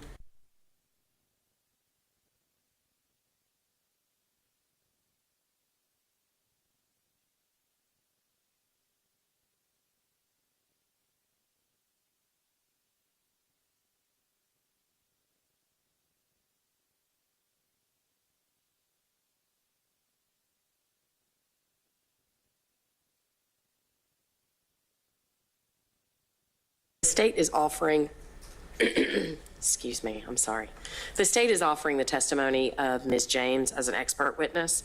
And so at this moment, I'm going to just instruct you generally that people who testify as experts are testifying because the proponent of the evidence believes that they have specialized experience, training, knowledge in a particular field that's not common knowledge or known to the average citizen. And the law permits a person who is testifying as an expert witness to give their opinions based on that training and experience. You are not required to accept the testimony of any witnesses, expert or otherwise, and testimony of an expert like that of all witnesses is to be given only such weight and credit as you think it is properly entitled to receive. Thank you. Please go ahead, Ms. Hilton. Thank you, Your Honor. Ms. James, can you please define domestic violence for the jury? Yes, the definition of domestic violence is a pattern of coercive behaviors to gain and maintain control over your partner. And based on just your training and knowledge, how familiar is the public with the issue of intimate partner and domestic violence? So the public is familiar with the concept of intimate partner violence, specifically the physical aspect, but the science behind that, the science behind domestic violence, the public typically isn't well versed about what's under the iceberg, typically just above, which is physical violence or any type of sexual violence. And over the course of the years, has there been some type of increased knowledge with the public as it relates to people watching kind of like true crime television? Yes, it's specifically, you know, the boom of the internet is information that's there, and through the true crime or any type of documentary, yes, the public can access that information. However, in your experience, has the knowledge that comes from, say, internet or from podcasts or true crimes, is that the full knowledge or understanding of the science of domestic violence? No, it is not. Based on your work in the field, what are some common misconceptions regarding domestic violence? So the biggest misconception, if the survivor leaves the relationship, the abuse will stop. And that is not true. The data shows that's the most lethal time in the relationship. That is when the survivor is under the most danger and most likely to be killed. So that is a misconception. The abuse does not stop just because someone leaves the relationship. And based on kind of some of the trainings that you've done in your experience, what are some of the beliefs about why an individual may remain in an abusive relationship? So there's a host of concepts and theories and perspectives of why someone would remain in an abusive relationship. The biggest factor is power and control. This person has exerted power and control, and the victim or the survivor feels as if they have to stay and remain in this relationship. Also, there's a component of fear and protection, protection of children, protection of self, protection of family members. It's many different dynamics of domestic violence why someone will remain in that cycle of abuse. And are there any research, is there any research about how long it usually takes a survivor to leave an abusive relationship? Yes, the research state on average it takes 7 times to fully leave a relationship that is abusive. Now, are you familiar with the term or the concept of the cycle of violence? Yes. How are you familiar with the cycle of violence? So the cycle of violence is a cycle that shows how a survivor would remain inside or trapped inside of a abusive relationship with their partner. And is there a demonstrative that you sometimes use in order to explain the cycle of violence, or is it also called the cycle of abuse? Yes. You have permission to approach? Go ahead.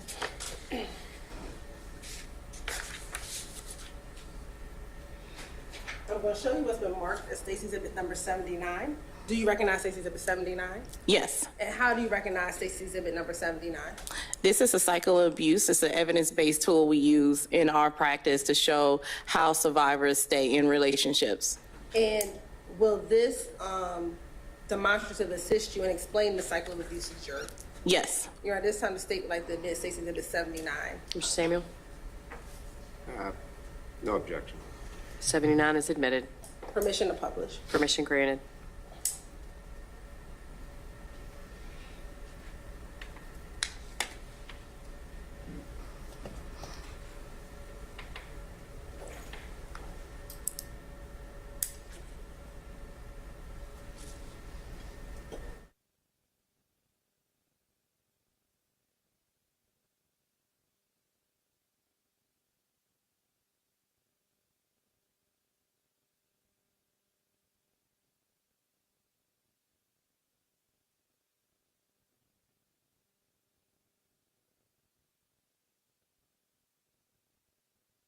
Of abuse and explaining the demonstrative that's on the screen.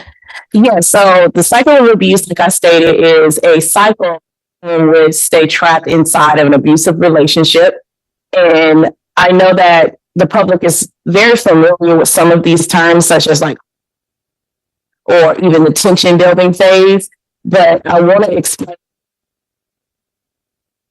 based on a social theory from 1979 of how we see someone staying inside the relationship with the tension building, right? This is right before the incident.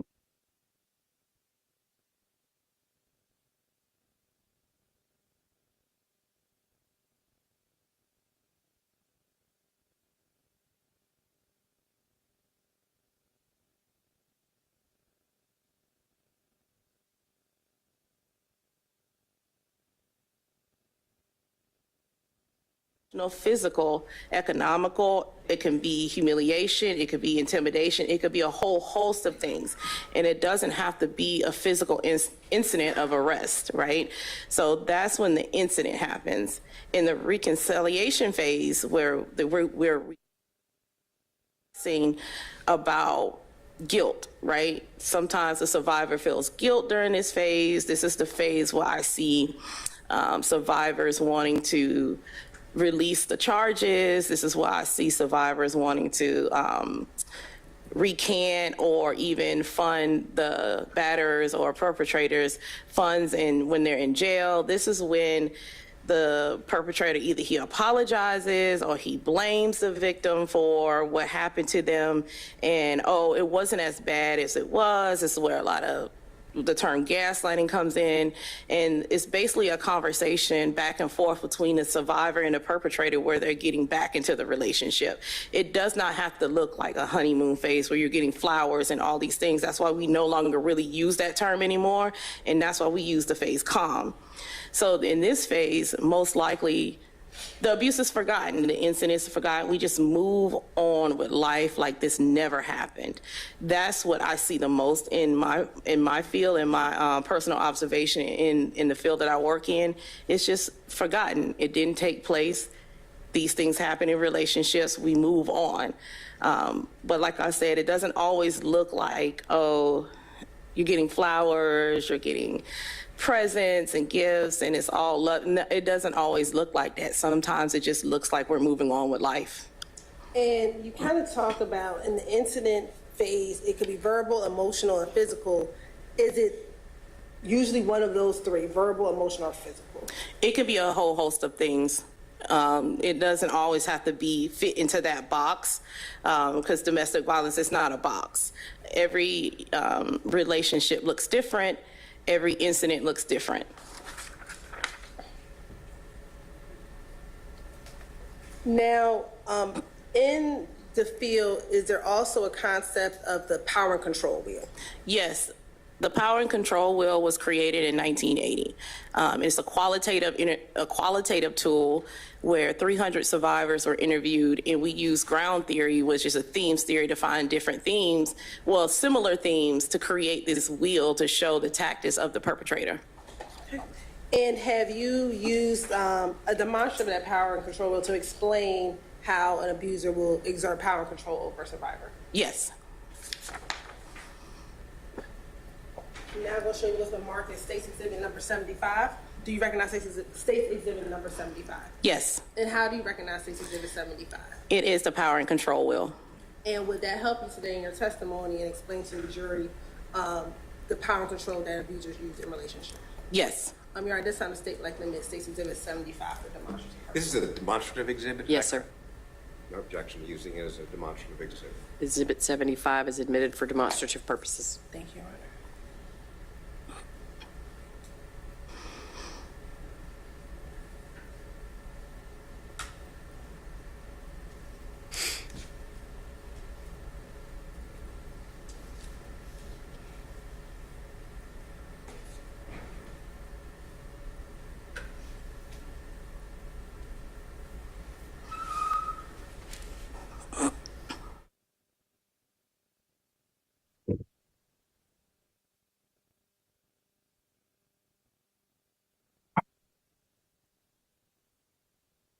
Looking at State's Exhibit number 75. Okay, let me remove them.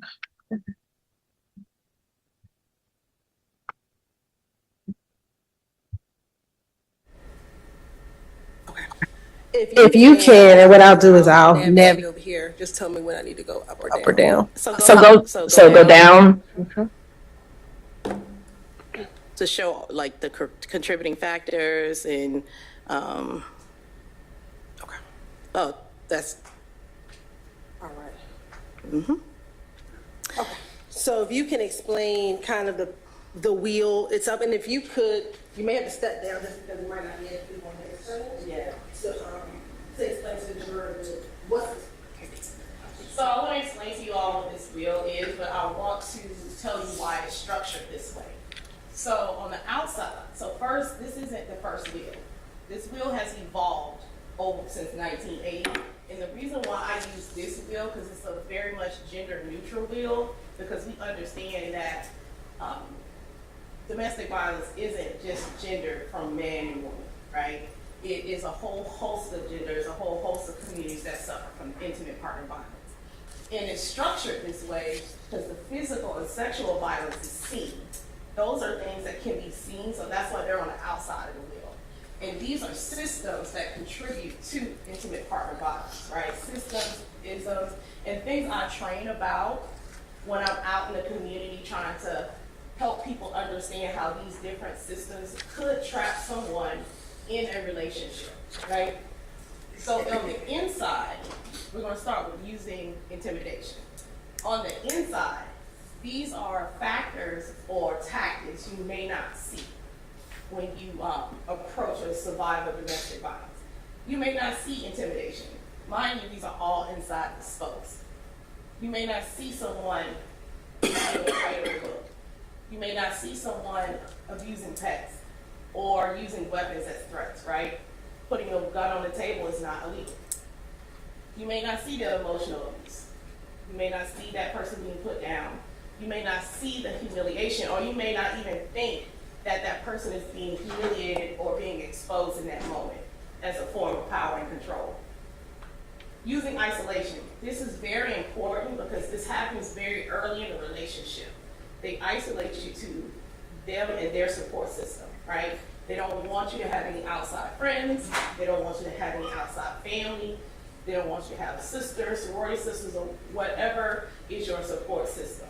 Sometimes this transfers, like it's parallel to economic abuse, right? Your livelihood. So what I see a lot in isolation is survivors being pulled away from their family, right? Being moved across country, or being told that it's abnormal to speak with your family members every day, right? They're trying to reduce your access to people so that others on the outside don't see the abuse that's going on inside the home. Minimize it, right? It wasn't that bad. What are you talking about? I'm minimizing the joke. I'm minimizing what took place. Specifically on the cycle abuse, the incident. There's a minimization going on during the reconciliation phase. It wasn't that bad. You made it look like it was the end of the world, and it wasn't. Using children. That is a major, major part of why a lot of survivors stay in relationships, because they want to protect their children, right? That is just the natural part of being an adult. And sometimes when there's a separation, because this abuse can continue outside of the relationship could end, but if you have that connection with children, we can start using the children as the go-between. We can start using the children as someone else to continue the power and control and the abuse. We can also use children to harass family members, use children to indirectly affect your livelihood, right? Calling your place of employment and things of that nature. Now we use privilege. So this has changed to use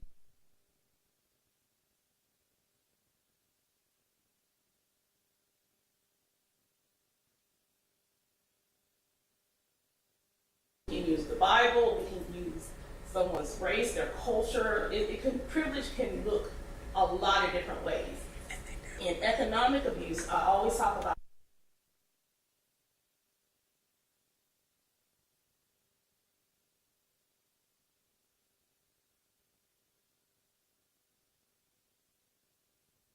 you must have control of all the money, you must make the most money. No, it could simply be tampering with a survivor's car so that they can't go to work, right? Ruining credit, continuously getting evicted, invasion of accounts. It could look any way, but the whole goal is to take control of your economic livelihood. Using coercion and threats, that's in the definition. I'm going to coerce you to stay in this relationship. Coercion is really used a lot in the queer community. I'm going to out you.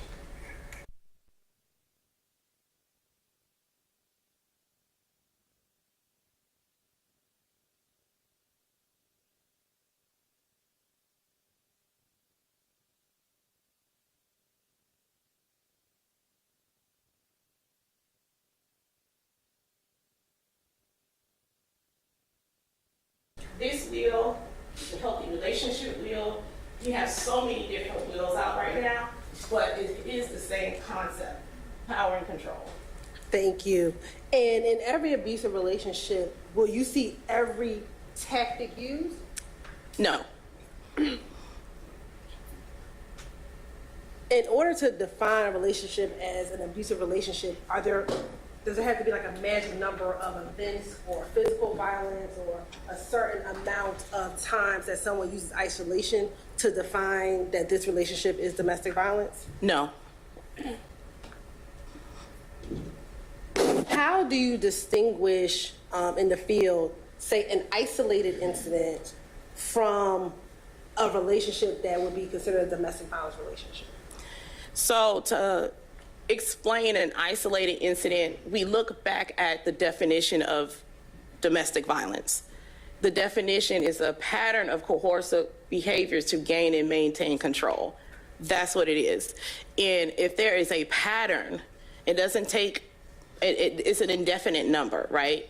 We don't have a certain number. We don't have a certain theme for it to fit in. As long as it fits under that definition and that survivor is explaining that relationship from beginning to end or in the middle, patterns of coercive behavior to gain and maintain power and control, or for the perpetrator to exert power and control, we define that as a domestic violence relationship. Now, is there any literature regarding the various roles an abuser can play during a domestic violence relationship? Yes, so there is trainings and information out there about men who batter, right? But we still use that foundation for all genders. And in that training and in that information, the roles that a perpetrator will play to gain and maintain that control is the hero, the judger, or the victim. In that relationship, we see that theme continuously circling and circling to show power and control against their intimate partner. Okay, so you said it's the hero, the judger, and the victim. Yes. Can you explain the hero role? So the hero usually shows up first, right? I'm saving you from your family. I'm saving you from your friends. I'm saving you from economic depression. I'm saving you from food insecurities. I am here to be a savior, to push you forward in life, right? And there's no infinite time on how long that will last. But yes, I'm the hero. I'm here to save this family, and I'm here to save you from yourself. When we think about the judger, let's go back to the hero. I have saved you. And then as the judger, you may say, the survivor may say, oh, now I want to connect with my family again. I feel like it's time. I think forgiveness is the right answer. Then I'm going to judge you for that, right? No, why would I save you from them? Why would you go to some place where they hurt you? Why would you interact with people who harmed you? I saved you from that. So I'm judging you in that because I don't want you to go over there, right? I want to maintain that power and control. So I'm judging everything you do when it comes to seeking outside support. And then the victim is, this is a basic answer of the victim. The survivor is now, perpetrator is like the perpetrator playing the victim. The survivor says, I'm leaving the relationship. This is not healthy for me. And then we play the victim role. Like, what did I do to you? I saved you, and now you're trying to leave me. I deserve closure. I deserve these things because I am the victim here. And you're leaving me for no reason, right? You're leaving me for no reason. I did all these things for you. It exerts this level of guilt that can keep a survivor in the relationship as well. Is it unusual for a victim of domestic violence to remain in a relationship with the abuser after the abuser physically assaults them? It's not unusual. It's very common. And why is it common? So we go back to coercion, we go back to reconciliation. It wasn't that bad. You did this to me. We could make this work. Everyone has heard the term, this will never happen again, right? So it's a level of guilt that the survivor is hearing, or a level of happiness because, wow, they've told me that this won't happen again. This person is actually owning up to what they did, and now we can move forward in a relationship. Same question. Is it unusual for a victim of domestic violence to remain after someone verbally abuses or verbally assaults them? Yes, it is very common for someone to stay. Is it for the same reason that you kind of just discussed? Yes. Or even sometimes survivors blame themselves when it comes to verbal abuse or emotional abuse, like, I deserve that. I really was acting that way. Is it unusual for a victim of domestic violence not to pursue criminal charges in a case? It's not unusual. Ms. Hilton, are you done with that exhibit? Oh, I'm sorry. Yes, That's sure. okay if you could take down your screen share. Yes.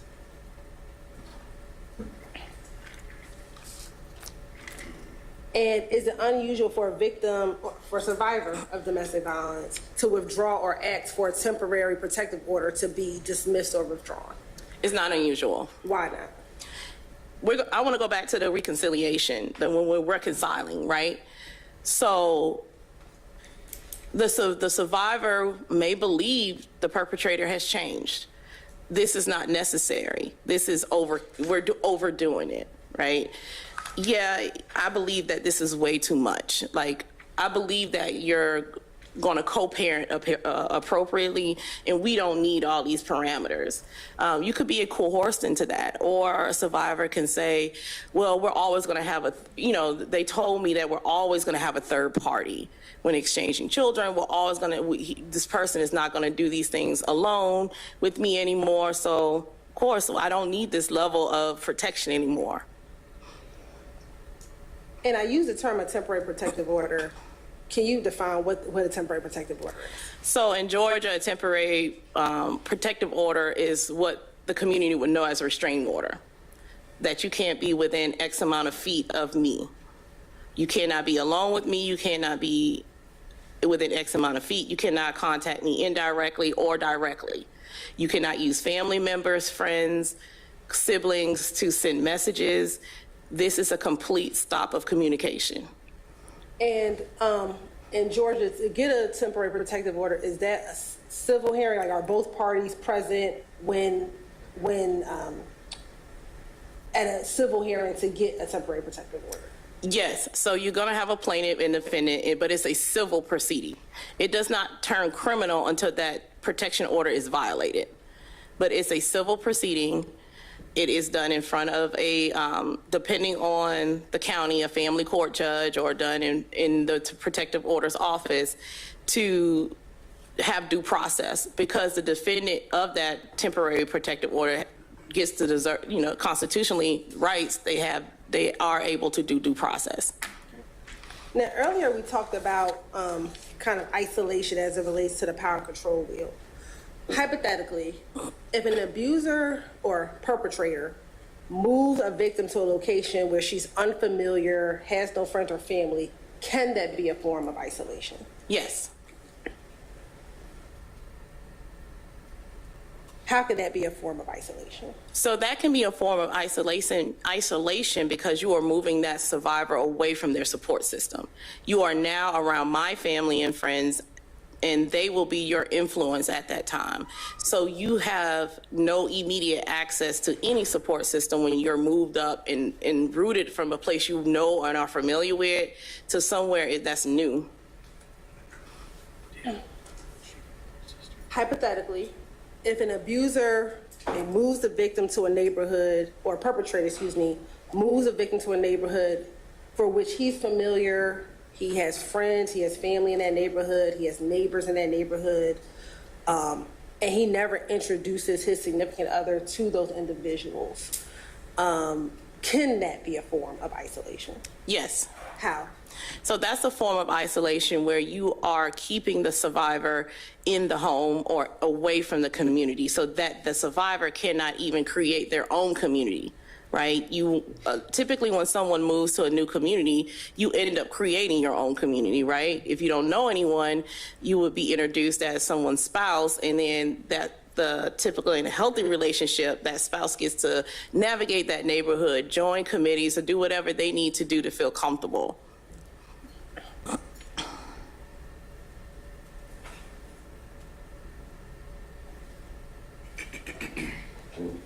We talked about isolation, and can an abuser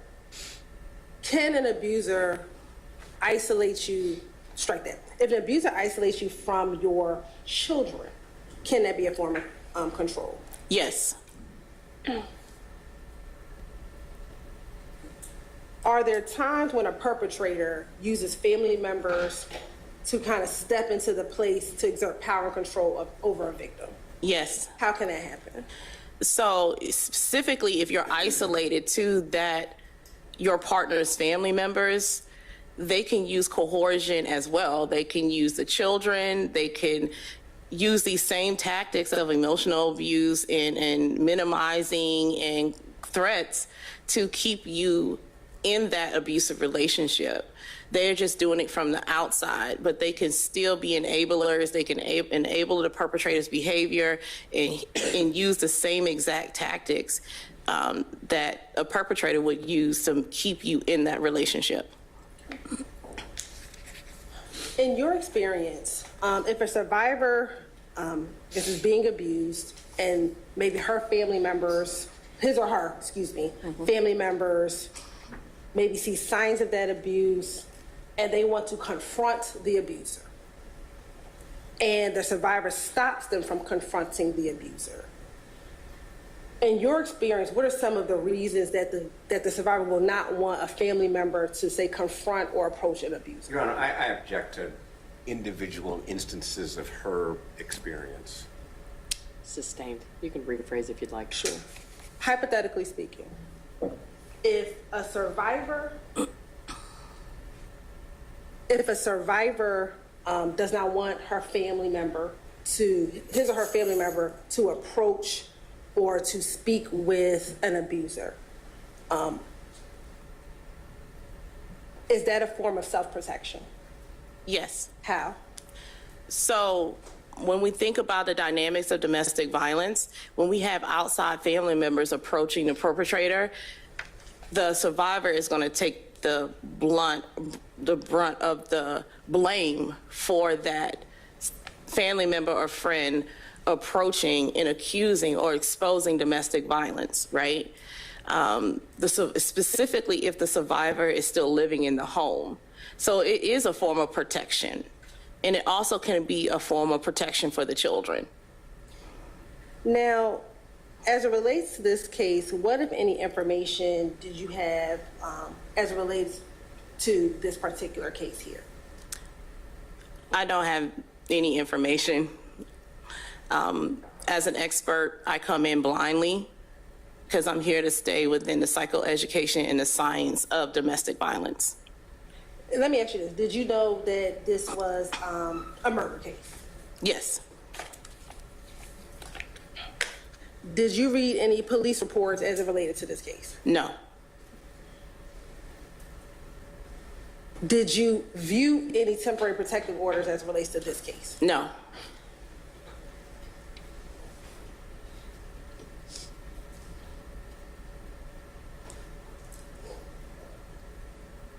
Did you listen to any interviews as it relates to this case? No. Did you interview anyone as it relates to this case? No.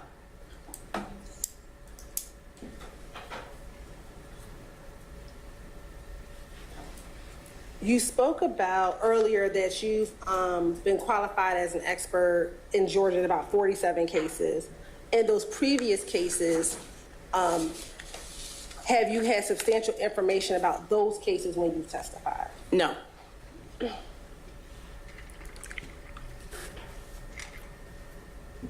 Can you tell the jurors about being a kind of general expert? What's that mean? So, a what? A general expert. General expert? I don't know what that means, Your Honor. Sure. I guess that's why she's asking the question. Hey. Why is it that you choose to have minimal information about the case?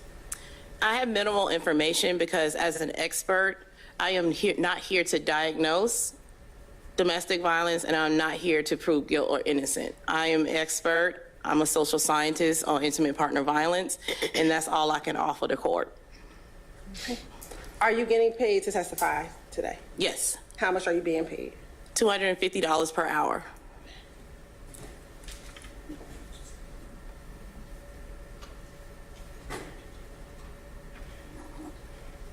And was your testimony today based on your education experience working with domestic violence survivors? Yes. Of course, indulgence for a moment. Sure.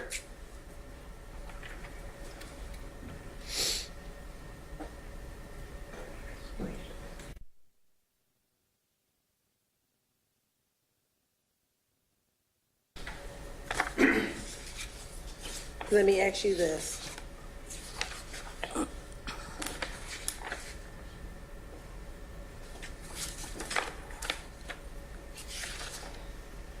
Hypothetically, if a survivor gives full custody of her children to the perpetrator's mother, can that in some way be used to exert some form of power control over a perpetrator? Your Honor, I mean, over a survivor. I'm sorry.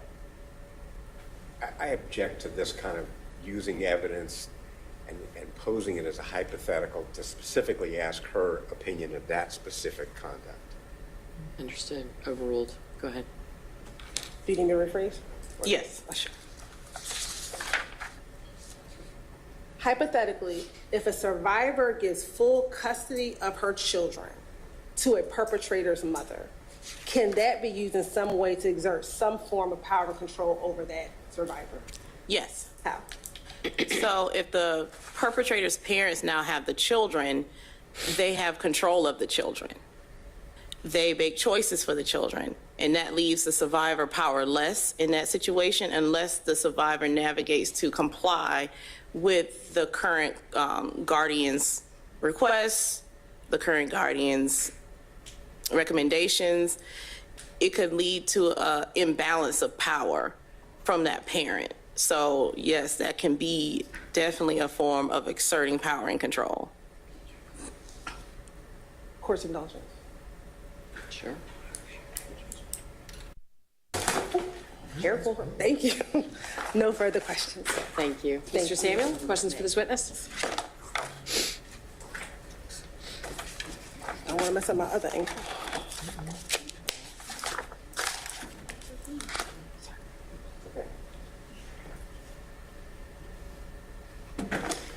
Good morning. Good afternoon, Ms. James. Good afternoon. Not doctor yet, right? Almost. Almost. When will you be doctor? May of 2026. Excellent. You and I met only once before, right? Yes. A couple weeks ago. In this courtroom, right? Yes, about a week ago. I'm going to ask you some of the same questions as Ms. Hilton. First of all, you actually worked at the Fulton County DA's office for quite some time, right? Yes. How many years were you working there? I started work in July of 2019, and I left in January of 2023. Okay, so 4-ish years. Yes. Okay. And did you work with Ms. Hilton during that time? Yes. With Mr. Fawcett or Mr. Wilson? No. Okay. How many times have you worked with Ms. Hilton in a case? So in the victim advocate role, we are assigned certain courtrooms. So I would only work with Ms. Simone if she was doing a case, if she was assigned to that courtroom or a case to that courtroom. And also she was the deputy, what we would call the deputy district attorney for the domestic violence unit. So she had minimal interaction with the bulk of the cases. Asking you for a number somewhere between X and Y. I don't really, I can't really define a number. That's not a problem. How many times have you testified as an expert in one of her cases? I believe once. Okay. Of the 47 times that you testified in Georgia, were they always for Fulton County? No. Percentage-wise? If we're looking at a percentage, I would say maybe 95%. We're Fulton County. We're Fulton County. Right. So 95% of 47 would be, I don't know, 45, something like that? But also one of those cases was with the defense. Okay. So there was only one occasion where you ever testified for the defense? In Fulton County. Okay. And all the other times you were testifying either for Fulton County or, I don't know, DeKalb, Gwinnett, Cobb, somewhere? Correct? Rephrase. Well, I was just trying to do the arithmetic, but you said 47 times. One time you testified for the defense. The other, whatever, 44 or 45 times you testified for the prosecution. And almost all in Fulton County. Yes. Okay. And so you're being paid now to be an expert instead of being a member of their staff and just coming in and testifying, they meaning the prosecutors. Now you went out on your own and you get to bill for your time, correct? Yes. Okay. And do you bill for all your time or just when you're sitting in the chair? I bill for all my time. Okay. So when we're late starting court in the morning and you have to sit out there, you bill $250 for that too? Yes. Okay. We'll have to remember that, Your Honor. Do you know how much you've been paid, how much you've billed in this case, or how much your hourly has been in this case so far? Not yet. Well, I know you haven't finished yet, but estimate the amount of hours you've put into preparing to testify in this case.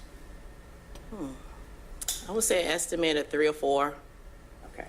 And you met with Ms. Hilton, obviously, correct? Yes. She reviewed the questions she was going to ask you. Yes. She reviewed the hypotheticals she was going to ask you. Yes. She told you, I'm going to ask you in particular about isolation, and she said, I'm going to ask you in particular about the family, you know, having custody of the children, right? Yes. Okay. And you told her what your answers were going to be when she asked you those questions, right? Yes. Okay.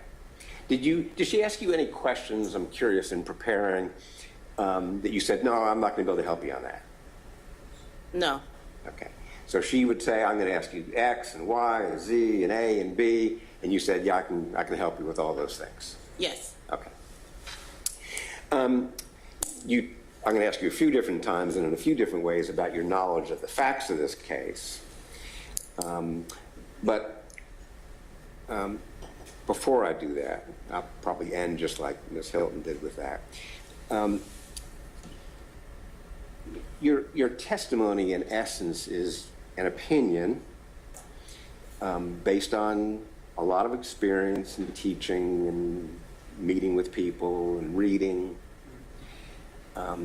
about the characteristics of abusive relationships, correct? Yes. Okay. You said, I wrote it down, that you can't put abusers in a box. I'm not talking about punishment, I'm talking about, you know, one size fits all doesn't work, does it? Yes. That's correct, right? Yes. Okay, I asked a negative. That if you looked at did you say thousands maybe, or hundreds of abusive relationships you've looked at, you know, more than just, you know, a little bit, they're all different, right? Yes. Okay. Every relationship is unique, right? Yes. The abusers, and I'll just say the partners, whether they're gay or lesbian or trans or male-female or whatever, they can be wealthy and still have an abusive relationship. Yes. They can be poor, poverty-stricken, and still have an abusive relationship. Yes. There can be a family of history of abuse, a family history of abuse. In other words, generation to generation, correct? Yes. Sometimes you'll see partners for whom both sets of parents were in fact abusive, right? Yes. But sometimes you'll see partners for whom the parents, there's no evidence of any history of abuse in the generation above the one that you're looking at, right? Yes.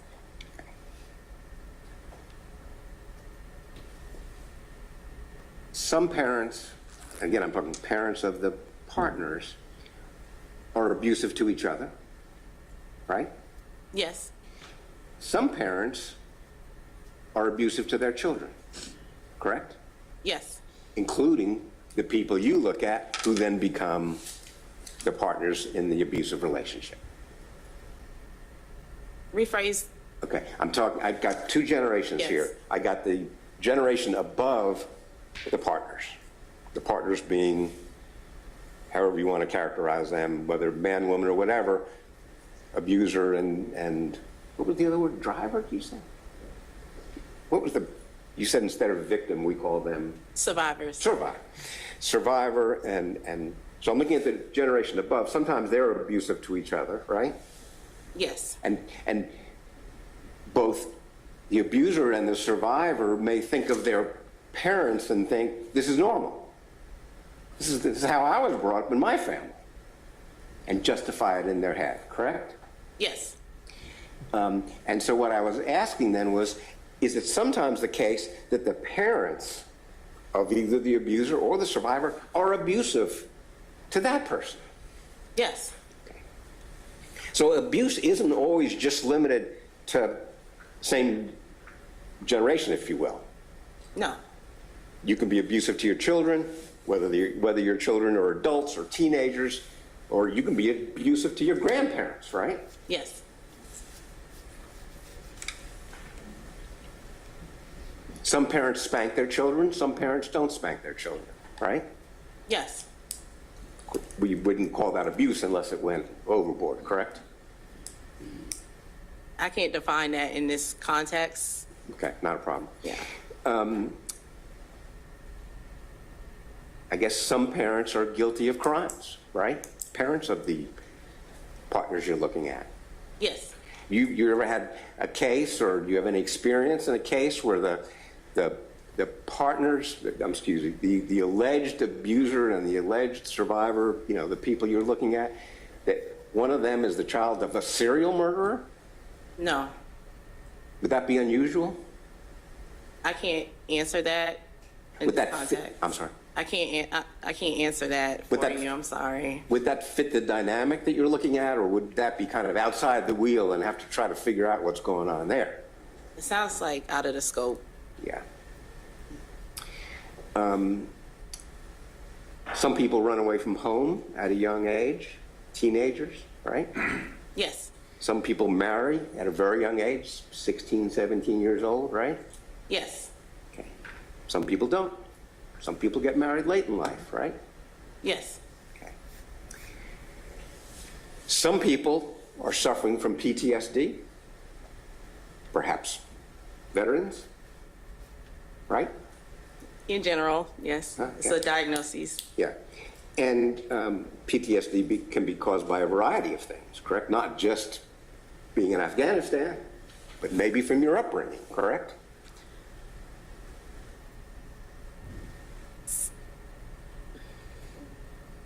I'm hesitating to answer that because I don't practice.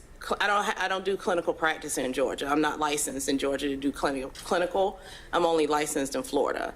That's why I'm hesitating to kind of answer that, because I don't want to be unethical in the state of Georgia when it comes to like diagnoses and mental health and a DSM-5. Let me put you at ease a little bit. I'm not going to ask you for a diagnosis today. You're not going to be sued for malpractice for any. I don't want to. Just in general, I'm not a doctor either.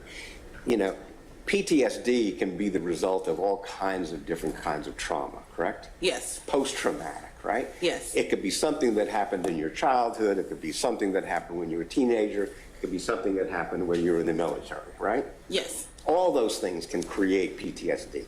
Is PTSD something that you see in your experience being part of the dynamic, the wheel, if you will? No. Okay. You don't see people who are suffering from mental health problems? So when we talk about the definition of domestic violence, we practice as it is a choice. I'm trying to make sure I stay ethical. Yeah, sure. We practice it as a choice, Okay. Yeah. I guess what I'm asking is, I apologize if my question was lousy, but either the abuser or the survivor might be suffering from mental health issues, correct? Possibly. Okay.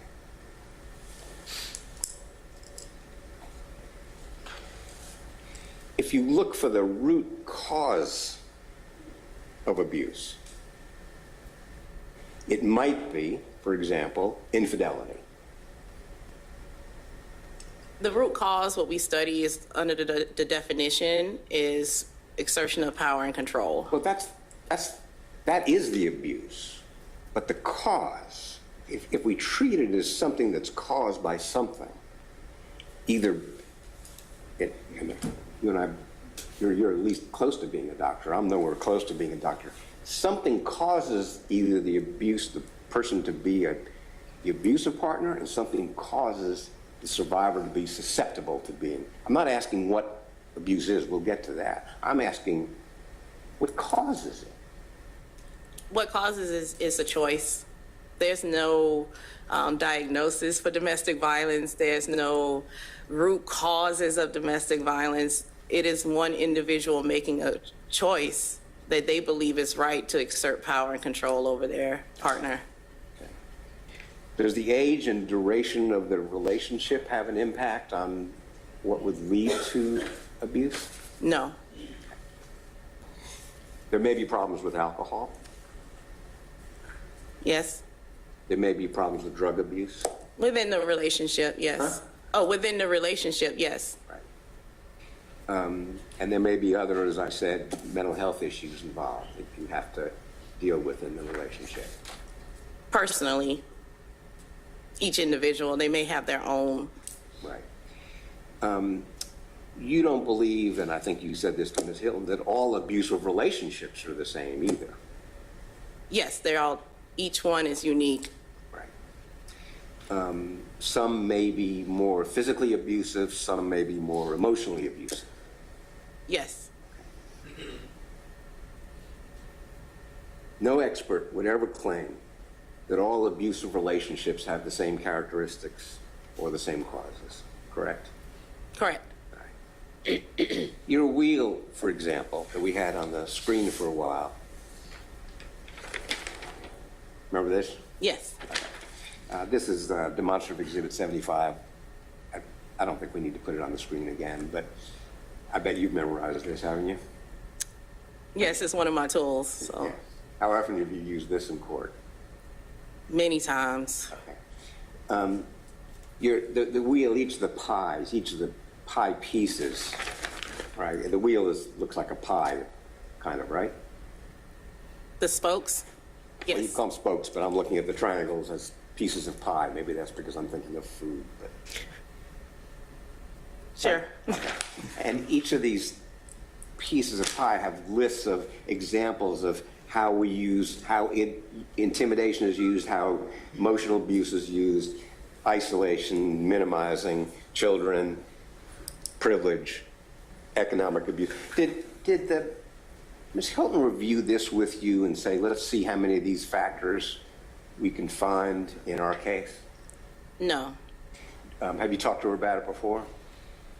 I spoke with her about the power and control wheel, yes. Okay. Did she talk to you about the fact that we are not involved in this case with ruining or destroying property? Are you aware of any evidence of that in this case, either through hypothetical questions or what you were told by the DA's office? No, I'm not aware of any of that. Anything to do with abusing pets? I'm not aware of any. Anything dealing with displaying weapons? No. Are you aware of any weapons in this case at all? No, I'm not aware of it. Are you aware of anything involving humiliation or playing games or anything like that? No. Are you aware of anything involving controlling what you do and what you read? Anything like that? Huh? No. Yeah. Are you aware of anything about joking about abuse? Do you know anything about that, or any hypotheticals asked you about that? No, I don't know anything about shifting blame onto you? No. Anything about making you feel guilty about your kids? No. You know how old the kids are in this case? No. You know how old they are? You talked about a hypothetical of placing kids with the supposed abuser's parents as being a sign of control. How about if the kids are like 6 months old and they're placed with the man's parents? I have no knowledge of how old the kids are in this case. Any evidence of using a 6-month-old or a 1-year-old to relay messages? No. Using visitation? No. I'm kind of going through your wheel, but you know that, right? Any evidence of treating the person like a servant? No. Being the one to define gender roles? No. Using race, culture, religion, or citizenship against one another? No.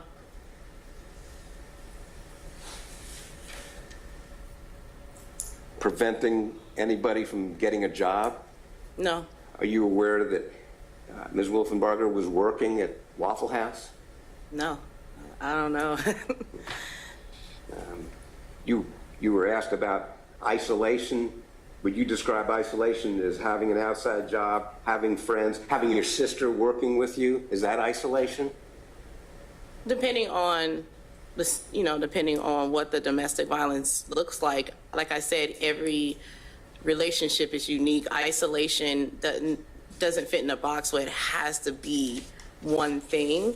Right, but if the point of isolation is to prevent you from having, recourse to friends or communities, I think you said committees or whatever it is, you have a sister, you have a job, you have co-workers, that's not isolation, is it? It could be for some relationships. I don't know any examples of that. Okay. I haven't interviewed anyone in this case. Yeah, I mean, the problem with hypotheticals is if you add a few more facts, they get more and more confusing, right? No.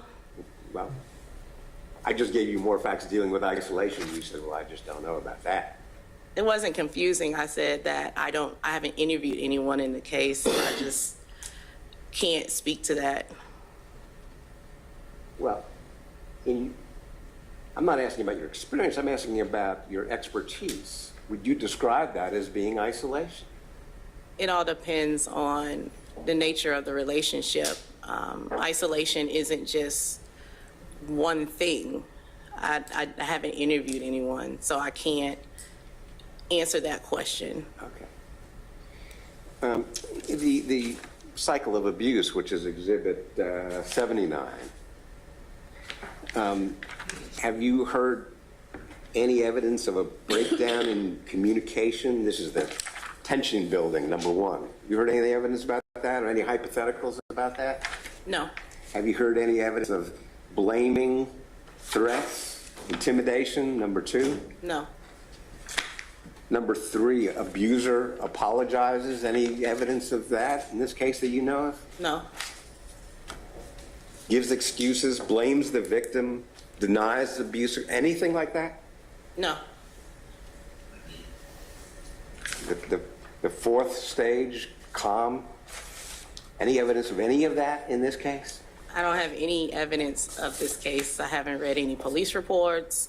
I haven't interviewed anyone. I'm not here for guilt or innocent. I'm just giving the science of what these tools mean and answering the hypotheticals as I'm asked. Would you agree with me that many people who commit the crime of murder are not involved in an abusive relationship? I can't answer that question because I don't know. I don't know. You are aware from your experience that many people who are in an abusive relationship don't commit murder? Yes.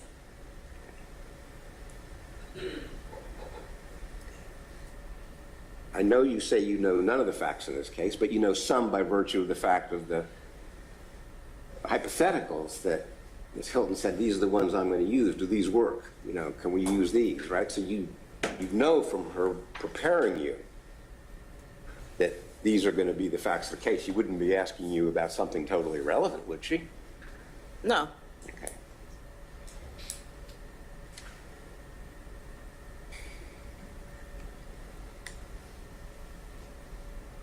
Did you tell her to change any of the hypotheticals to make them? Oh, okay. No. Fine, good enough. I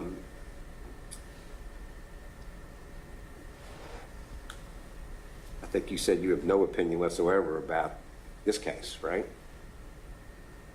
I was called to do the science. I can't diagnose domestic violence. I can't do guilt or innocent. I'm not a prosecutor or someone of the court. I mean, I understand that, and I appreciate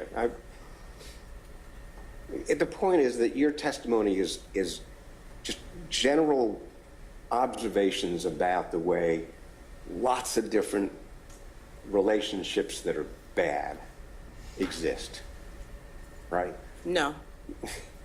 I use too many words that aren't appropriate, right? There are abusive relationships involving power and control. Your testimony focuses on that. But you don't know anything about this case, right? No. Correct? Correct. Okay. And as Ms. Hilton said, you haven't read a single police report, right? No. If I ask, it's the problem with a negative question. That's correct, right? You haven't read a police report. No, I haven't read a police report. All right. You know, these jurors have heard, I don't know, a dozen witnesses. You didn't hear any witnesses at all, correct? No. You've not talked to the detectives in this case? No. Or the medical examiners? No. Family members of the people involved? No. Either the defendant or Ms. Melissa Wolfenbarger, correct? No, I'm not an investigator. No. Right. You haven't talked to her. Have you learned anything about her parents and her family and her upbringing? No. Even from watching a little TV or learning a little bit about the case? No. No idea? I have no idea. Okay. All right. You haven't talked to me about this case, right? No. We had one brief court appearance together last week, but other than that, you and I don't know each other at all, right? No. Okay.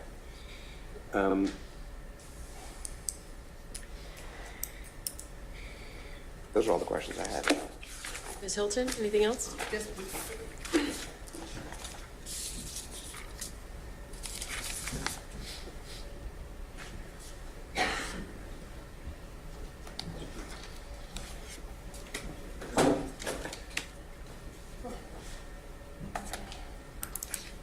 Now, Mr. Samuel asked about different parts of the cycle of abuse. Could arguing be something that occurs in the tension building phase? Yes. Loud arguing, could that be something in the tension building phase? Yes. What about dragging of hair? Could that be something that be in the physical abuse or incident part of the cycle of abuse? Yes. What about dragging someone up the street? Could that be a part of the incident phase of cycle of abuse? Yes. Okay. What about markings on necks consistent with strangulation? Could that be evidence of an incident of Yes. abuse?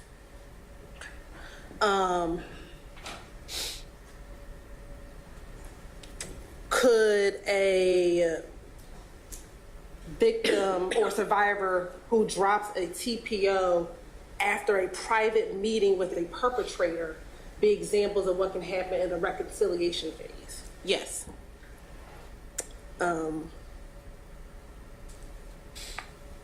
Can a survivor, who after meeting with her abuser privately decides to give full custody and control over her child, something that can happen in the reconciliation phase? Yes. And give full custody of her child to the abuser's mother. Could that be something that happens in the reconciliation phase? Yes. If a survivor after an alleged abusive incident, once she called the police, goes back to the abuser, could that be something that happens in the reconciliation phase? Yes. And are those some examples of what you've seen about how the cycle of abuse can occur in a domestic violence relationship? Yes.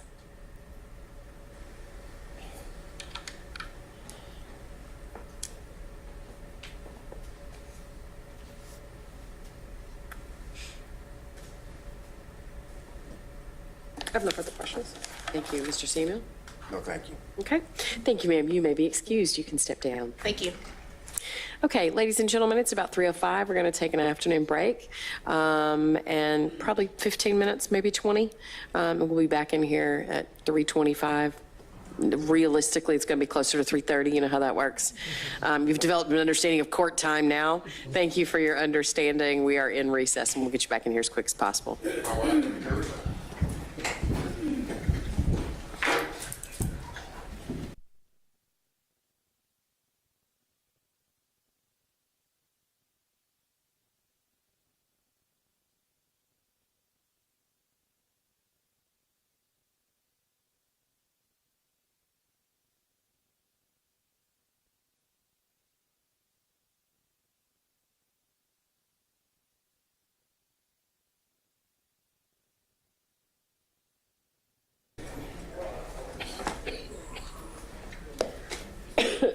Thank you all. You may be seated. Anything we need to put on the record regarding that witness or anything else before we adjourn for a break? Can you put on the record at the bench conference where I asked for a, Yes, thank you for the reminder, Mr. Samuel. After the witness, Ms. James, was called, the parties approached, and Mr. Samuel requested a limiting instruction on the basis of 404 regarding other instances that would form the basis of hypotheticals about which Ms. James would be asked. The court, I advised you, Mr. Samuel and Ms. Hilton, that my ruling had been that those prior incidents were intrinsic, and that my understanding of the law is that intrinsic evidence is admissible for any purpose, and therefore no limiting instruction was required or appropriate. So I did not give one. Separately, though, Mr. Samuel requested that the court give a limiting instruction regarding expert testimony. Although it is not something I typically do, the state did not object. And so I indicated that I would give that instruction, which I did after the state offered Ms. James as an expert, and Mr. Samuel elected to defer his examination and voir dire of that witness and her qualifications until after the direct examination. So I instructed the jury. Any objection to the charge that I gave the jury, Ms. Hilton? Not from the state, Your Honor. Mr. Samuel? no objection. But I also asked for a prior difficulties instruction. Thank you. You are correct for clarifying that. You did, in fact, ask for a prior difficulties instruction. But as I said, my understanding is that because the evidence was intrinsic, it's admissible for any purpose and is not limited for as 404B or potentially prior difficulties evidence would be. Understood. Anything else? Nothing from the state, Your Honor. Okay. We're in recess for till about 3:30. Jackie, where did that officer go?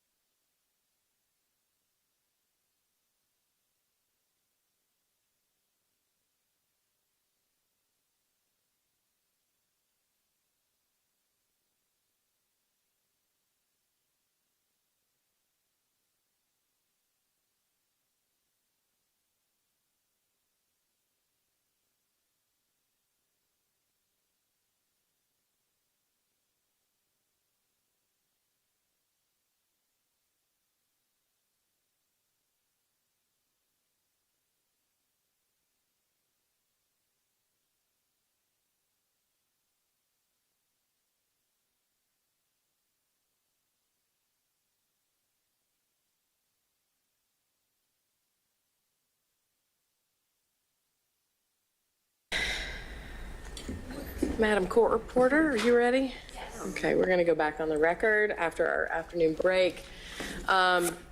Is the state ready? State's ready. Is the defense ready? Ready, Your Honor. Do we have our witness? Yes. I think she was right. Okay, okay. I don't know what happens when people go outside. It's like they just disappear or something when they leave the courtroom. Okay, I think we're ready for the jury.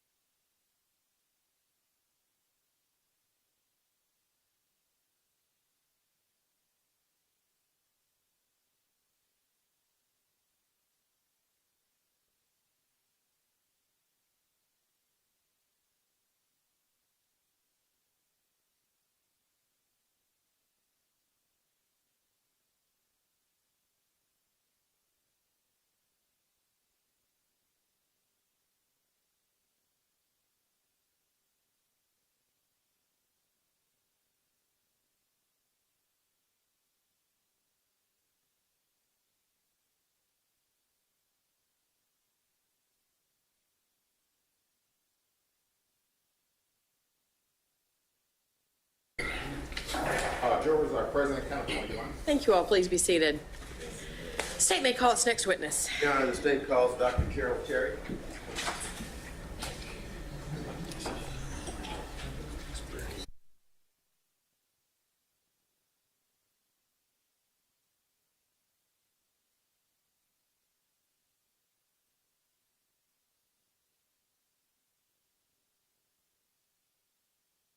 Come on up, please. And when you reach the witness stand, if you'll do me a favor before you have a seat, turn and face the deputy and raise your right hand to swear you in, okay? Okay. Now, when you raise your right hand, please, you solemnly swear to testimony about the course of the I do. Doctor, please take a seat, state and spell your name for the record, please. Oh, sorry. Dr. Carol, C-A-R-O-L, Terry, T-E-R-R-Y.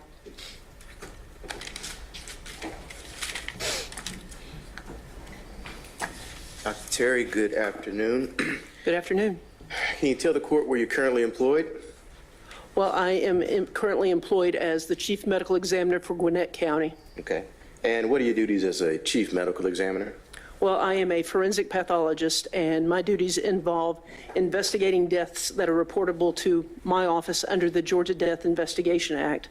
So these are deaths that are sudden, unexpected, unexplained, or due to non-natural causes. And as the medical examiner, my duties involve determining cause and manner of death. Cause of death is what it sounds like, what caused the person to die at this point in time. Manner of death is a way in which we categorize deaths for purposes of reporting on the death certificate. Okay. And where did you work prior to being employed at Gwinnett County? Prior to coming to work at Gwinnett County, I worked as an independent contractor for Dr. Gerald T. Gwitt, and that's G-O-W-I-T-T, who is the Chief Medical Examiner for DeKalb County. And not only did we handle cases for DeKalb County, but we also covered medical examiner cases for Hall, Henry, Rockdale, and White counties. Okay. And prior to that, where did you work? Prior to that, I worked at the Fulton County Medical Examiner's Office as an associate medical examiner. Okay. And are you licensed to practice medicine in the state of Georgia? Yes, I am. Okay. When did you become licensed? 1992. Can you go over for the jury your education and training? Yes, I can. In 1986, I graduated from Emory College of Emory University in 3 years with a double major. I have a Bachelor of Arts in Religion and a Bachelor of Science in Biology. From 1986 to 1990, I attended Emory University School of Medicine, where I received my Doctor of Medicine degree. Hang on, I'm so sorry to interrupt you. I'm just going to ask if you'd slow down a little bit. Okay. I want to make sure the court reporter can keep up, and you're a little bit of a fast talker. No, sorry. Thank you. That's okay. Please go ahead. Thank you. So I am a medical doctor. From 1990 to 1995, I did a residency in pathology in the Emory University affiliated hospital system. Pathology, broadly stated, is the study of disease, and my 5-year residency involved a combined program of anatomic and clinical pathology. Anatomic pathology is tissue-based pathology and involves diagnosing disease states from tissues, such as biopsies, organs, or tissues removed from living people, as well as autopsy specimens. Clinical pathology is the laboratory medicine aspect of pathology and involves such areas as chemistry, hematology, microbiology, and blood banking. During the last year of my 5-year residency, I was allowed to work exclusively at the Fulton County Medical Examiner's Office in a subspecialty of pathology, forensic pathology. And forensic pathology is the medical legal investigation of death. So, after the completion of my residency in 1995, I did an additional year of study in forensic pathology, also at the Fulton County Medical Examiner's Office. And this year of training outside of the residency was referred to as a fellowship year. And I did my fellowship year at the Fulton County Medical Examiner's Office in forensic pathology from 1995 to 1996. But because I already had a year of experience in that office, I was essentially treated like a junior attending and got to supervise other individuals in training as they rotated through the office. Following the completion of my fellowship in 1996, I stayed on staff at the Fulton County Medical Examiner's Office as an associate medical examiner. And that's where I picked up. I worked at the Fulton County Medical Examiner's Office from 1996 to 2004. 2004, I went to work for Dr. Gwinnett in DeKalb as an independent contractor and worked for him until the beginning of 2006. In February of 2006, I was awarded the medical examiner contract in Gwinnett County and took over doing the medical examiner duties for Gwinnett County. In Gwinnett County, the medical examiner position is not a county department, it is a contracted position. And my contract comes up for renewal every 5 years, where I have to rebid for the contract. And as I said, I was awarded that in February of 2006 and have maintained it to the current time. As we said, I'm licensed to practice medicine in the state of Georgia and have been since 1992. I am triple board certified by the American Board of Pathology in all 3 areas of pathology in which I have trained and studied: anatomic, clinical, and forensic pathology. I have personally performed between 6,800 and 6,900 autopsies. I've supervised individuals in training in approximately 700 additional cases. In my career, I have examined over 10,000 bodies because not everybody gets an autopsy. There's some bodies that I just do an external examination on and maybe draw specimens from to do additional testing, such as drug screen or other types of laboratory tests. And I have been tendered as an expert witness in the Superior Courts of Georgia over 455 times. Your Honor, this time the state will move to tender Dr. Carol Terry as an expert in forensic pathology. I am afraid to object, Your Honor. Go ahead. Now, can you tell the jury what an autopsy is? Okay. An autopsy is a medical procedure by which a body is examined, both externally or from the outside as well as internally, looking at the organs to evaluate extent of disease and or injury. And who or what factors determine whether or not an autopsy is performed? Well, as I said, for us as medical examiners, it's dictated by state law, which cases are reported to the medical examiner's office. And again, these are deaths that are sudden, unexpected, unexplained, or due to non-natural causes.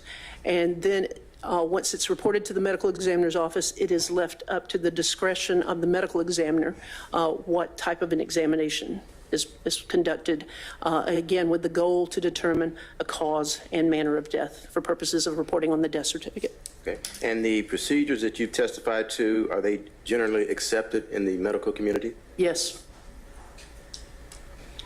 And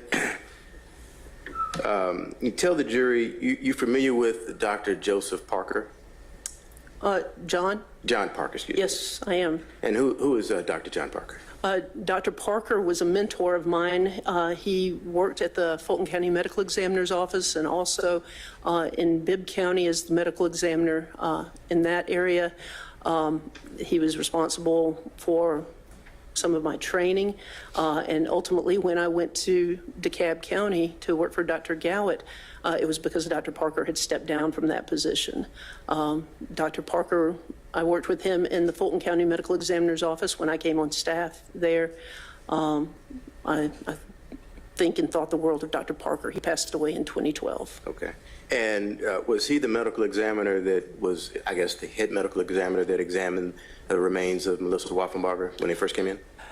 Yes, he was the medical examiner who was on duty the day that the remains of Miss Wolfenbarger were discovered. Okay. And at any point, did you assist in any type of investigation or analysis as it relates to the remains of Melissa Wolfenbarger? Yes, I did. Okay. And what period of time are we talking about where you would have been involved in any type of analysis regarding those remains? My first direct interaction with the remains occurred in February of 2000 when I was turning over the skull along with some other skulls to the state's forensic artist, Marla Lawson, to do some facial reconstructions. I had a case of mine from 1998 that I wanted her to do a facial reconstruction on, and she had recently completed some training. Her skills as a forensic artist were legendary in the police department, but she had adopted or had taken on some new training in doing facial reconstructions off of the skulls using clay or paper mache. And so that's when I made her acquaintance in February of 2000. She came to my office to get the skull of the case I was handling, but she said, if you have any others that you want reconstructions on, she said, I'll bring a U-Haul if I have to, give me all that you have.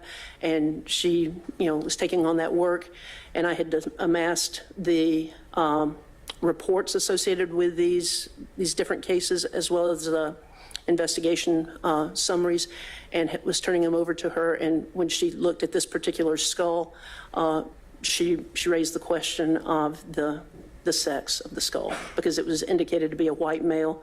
And Marla, if you knew her, she was very modest, even though exquisitely talented, and said, this looks like a female to me.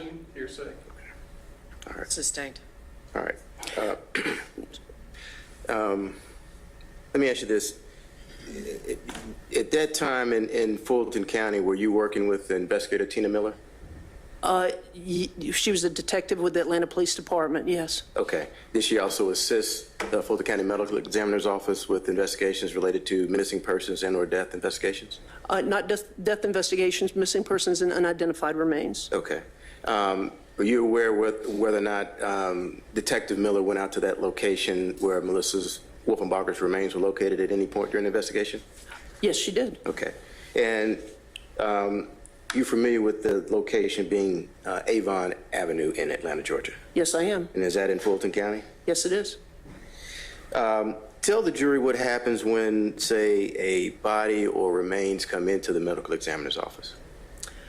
Well, when the body comes into the medical examiner's office, the medical examiner on duty determines what kind of examination is going to be conducted on the remains, and then depending upon the case, that dictates what is done.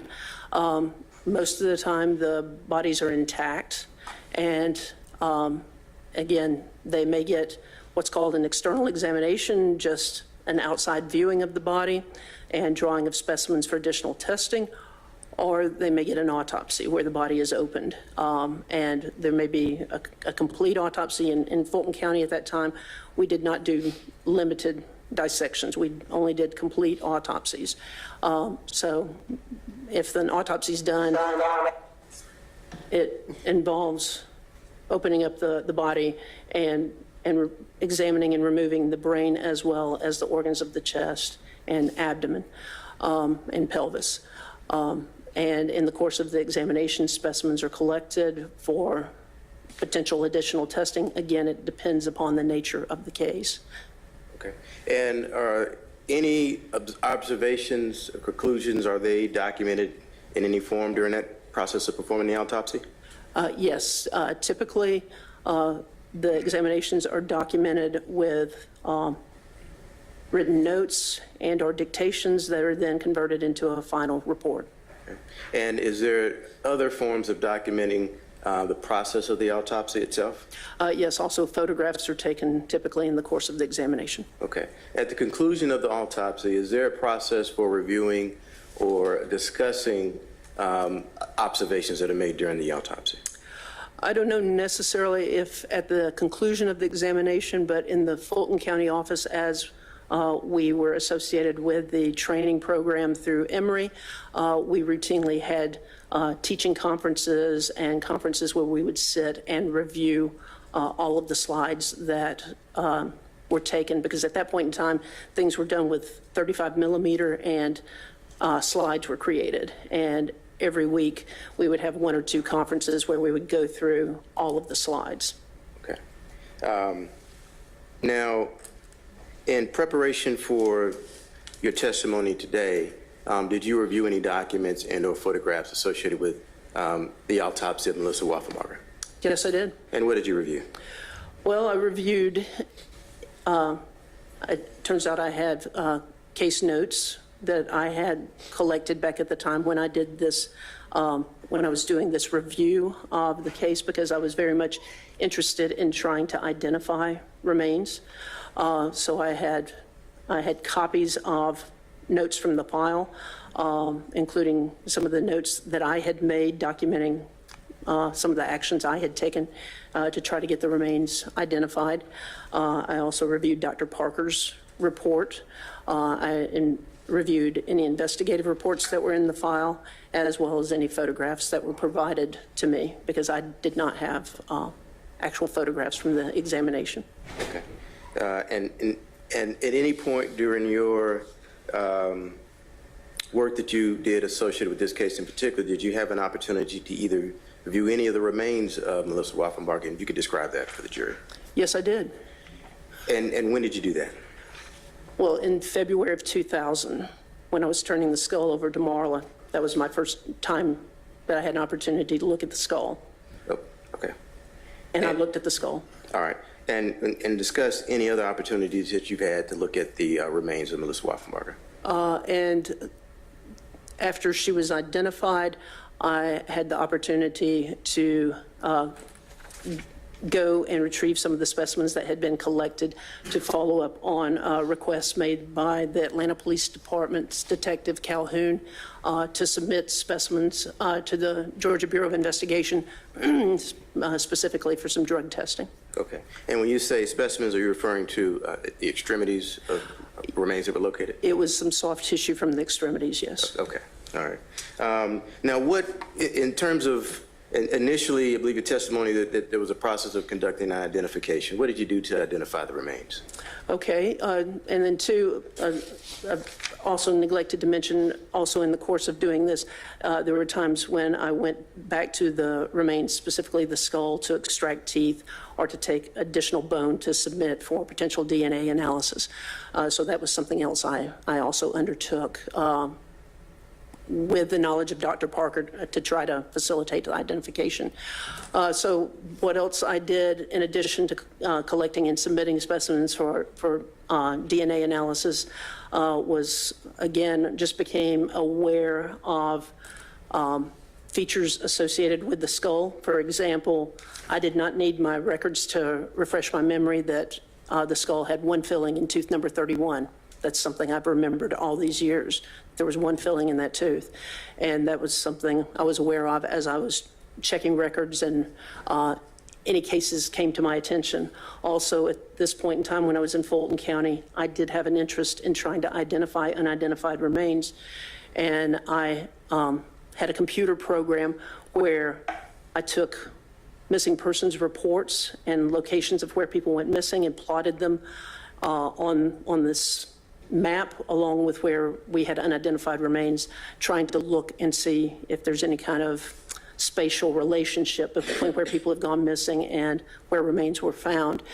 So this is something is just about being aware of who's missing and who we have who are unidentified in our morgue. Some people have various other research interests. This was something I was very much interested in because as a forensic pathologist, one of our big goals is to answer questions. And to me, there's no bigger question than who somebody is.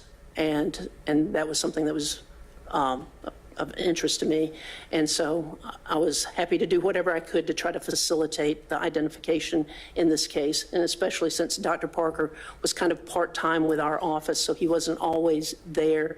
But this was something that was always on my mind. Okay. And what was the process for identifying the skull that was retrieved in April of 1999?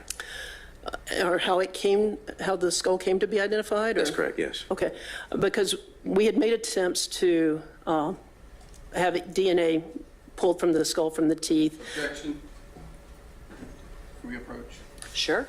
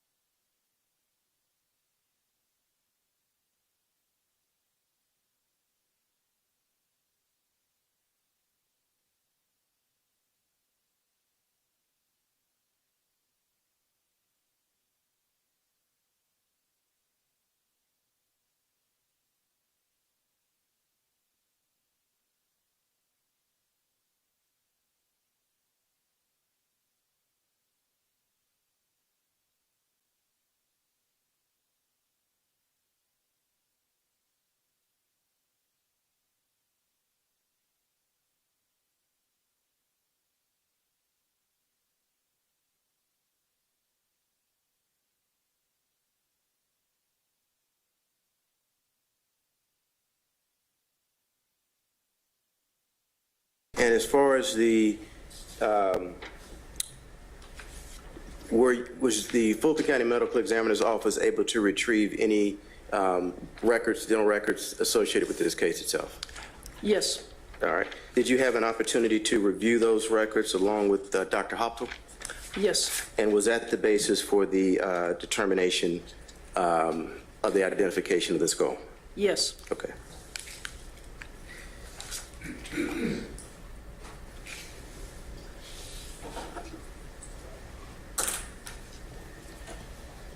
All right. Now, I'm going to hand you.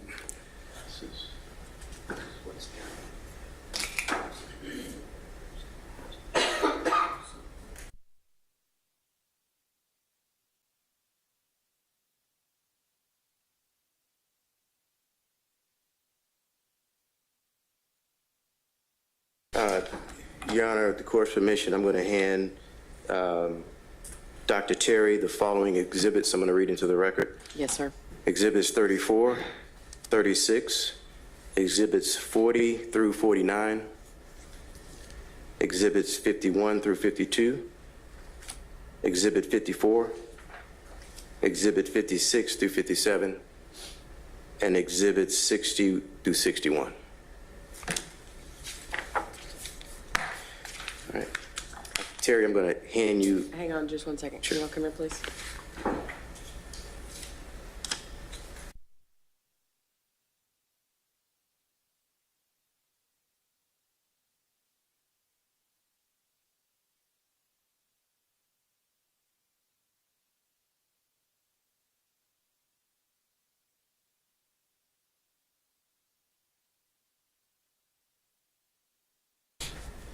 Go ahead, Mr. Fossett. You could work with here, you could look to them.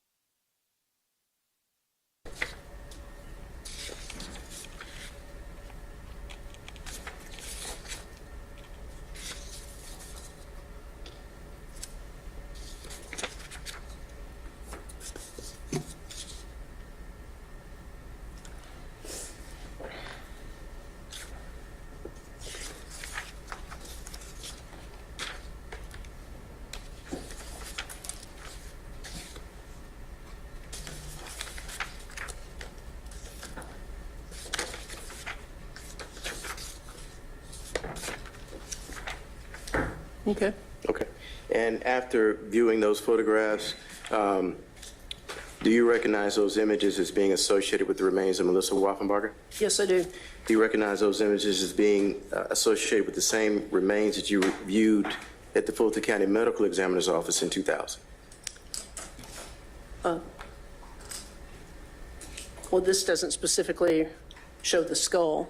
Those are the remains I remember actually seeing, but I am certainly familiar with the photographs. Okay. And are they a fair and accurate representation of what you recall observing? Yes. Your Honor, this time the state will move to tender into evidence. States Exhibit 34, 36, 40 through 49, 51, 52, 54, 56 through 57, and 60 through 61. Mr. McDermott? No objection. Okay. They are admitted. Now, what was your recollection of, after reviewing the documents as to when each of the skull and extremities were located? Well, the skull was located on April 29th of 1999, and the extremities were located June, let me double check here, I can't remember, the 2nd or 3rd, also of 1999. So let me find this. June 3rd, 1999. Okay.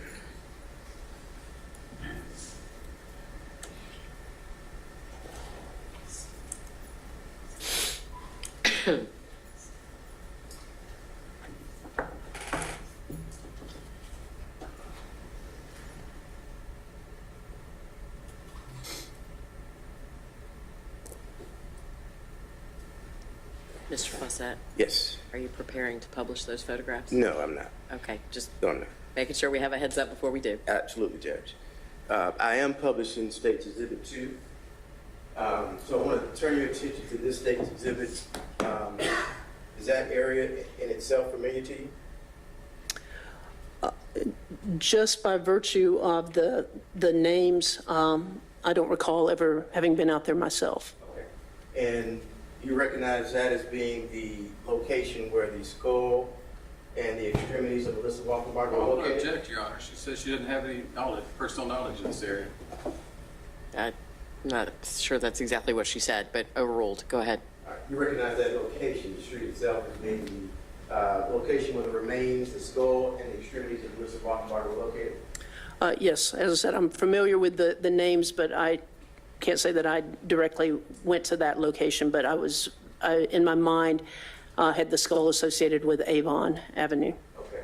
And looking at that photograph, based on your review of your notes and your recollection, the image depicted in State's Exhibit 2, is that generally the close proximity in which the remains, extremities, and the skull were located?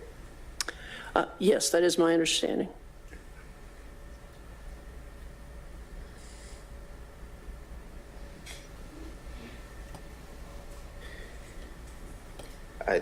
I do plan on publishing photographs at this point, Judge. Okay. So, ladies and gentlemen, I told you that I would give you a heads up so you could sort of prepare yourselves that we probably the next series of photographs are going to be somewhat graphic.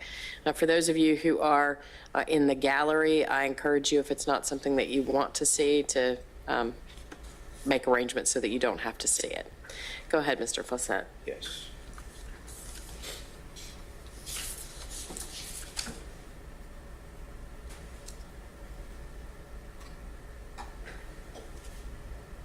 Now, Dr. Terry, you were testifying as to your, I guess, ability to review and examine the skull of Melissa Wolfenbarger? Yes. Okay. And I'm publishing State's Exhibit 16. And just, could you describe the state of the skull that it was in when you viewed it?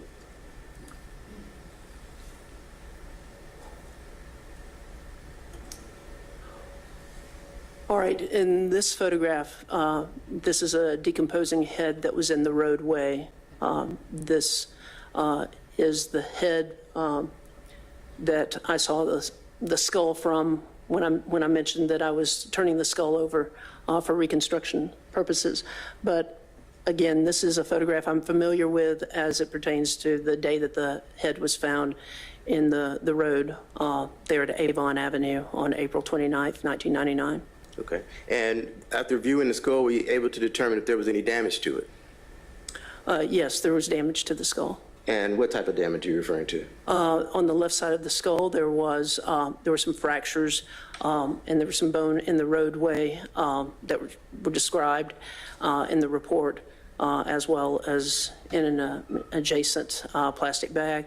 It appeared that the skull had been struck by a vehicle in the roadway. Okay. And what does post-mortem mean? Post-mortem means after death. And is there a distinction between injuries you would, I guess, damage to flesh or bone? Is there a difference between, I guess, pre and post-mortem? Or ante-mortem, post-mortem, yes. Before death versus after death, yes, there's a difference. And what is it? What differences would you observe? Well, typically differences that you see in ante-mortem injuries, the person's alive, so they still have a blood pressure, there's blood flow, and so when an individual is injured ante-mortem or before death, you have bleeding that's associated with injury. Post-mortem or after death, there's no longer blood flow, and these injuries don't bleed.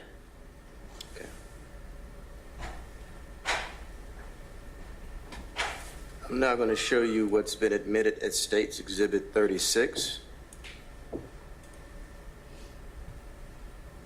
Can you tell the jury what we're looking at? Okay, yes, this is one of the vertebrae that was associated with the head that was, or the decomposing head that was found in the road on Avon. And this is one side of this, it's a cervical vertebra, or a bone that's from the neck area. And you can tell because, can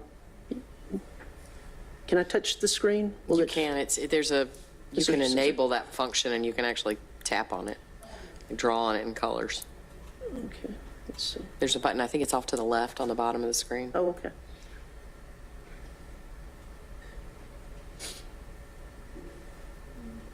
These structures here in this vertebra identify this as being a cervical vertebra or a bone from the spine in the area of the neck. And as we look at surfaces here of the bone, specifically those are articular surfaces where the bone would interface with adjacent vertebrae or bone. So in looking at this surface of as well as in this area here, this is where the bone would articulate or interface with the adjacent bone of the spine. And based on the review of the report as described by Dr. Parker, this would be the third cervical vertebra, so 3 down from the base of the skull. I'm going to show you State's Exhibit 37. I can offer no assistance with getting the marks off the screen, though. I think there's a clear button on the maybe bottom right. There's something that says leave. I don't think I want you to leave. Oh. No, ma'am. Nope, sorry. I might be able to assist. Go ahead. Yes.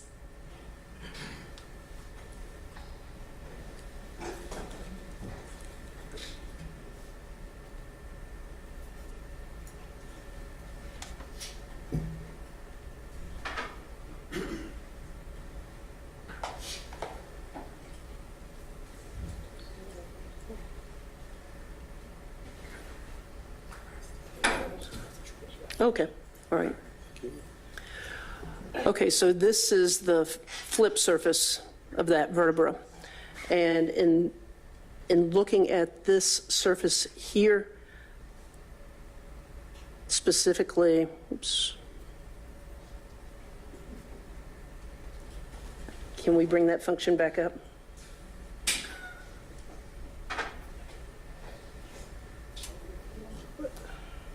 Ah, okay.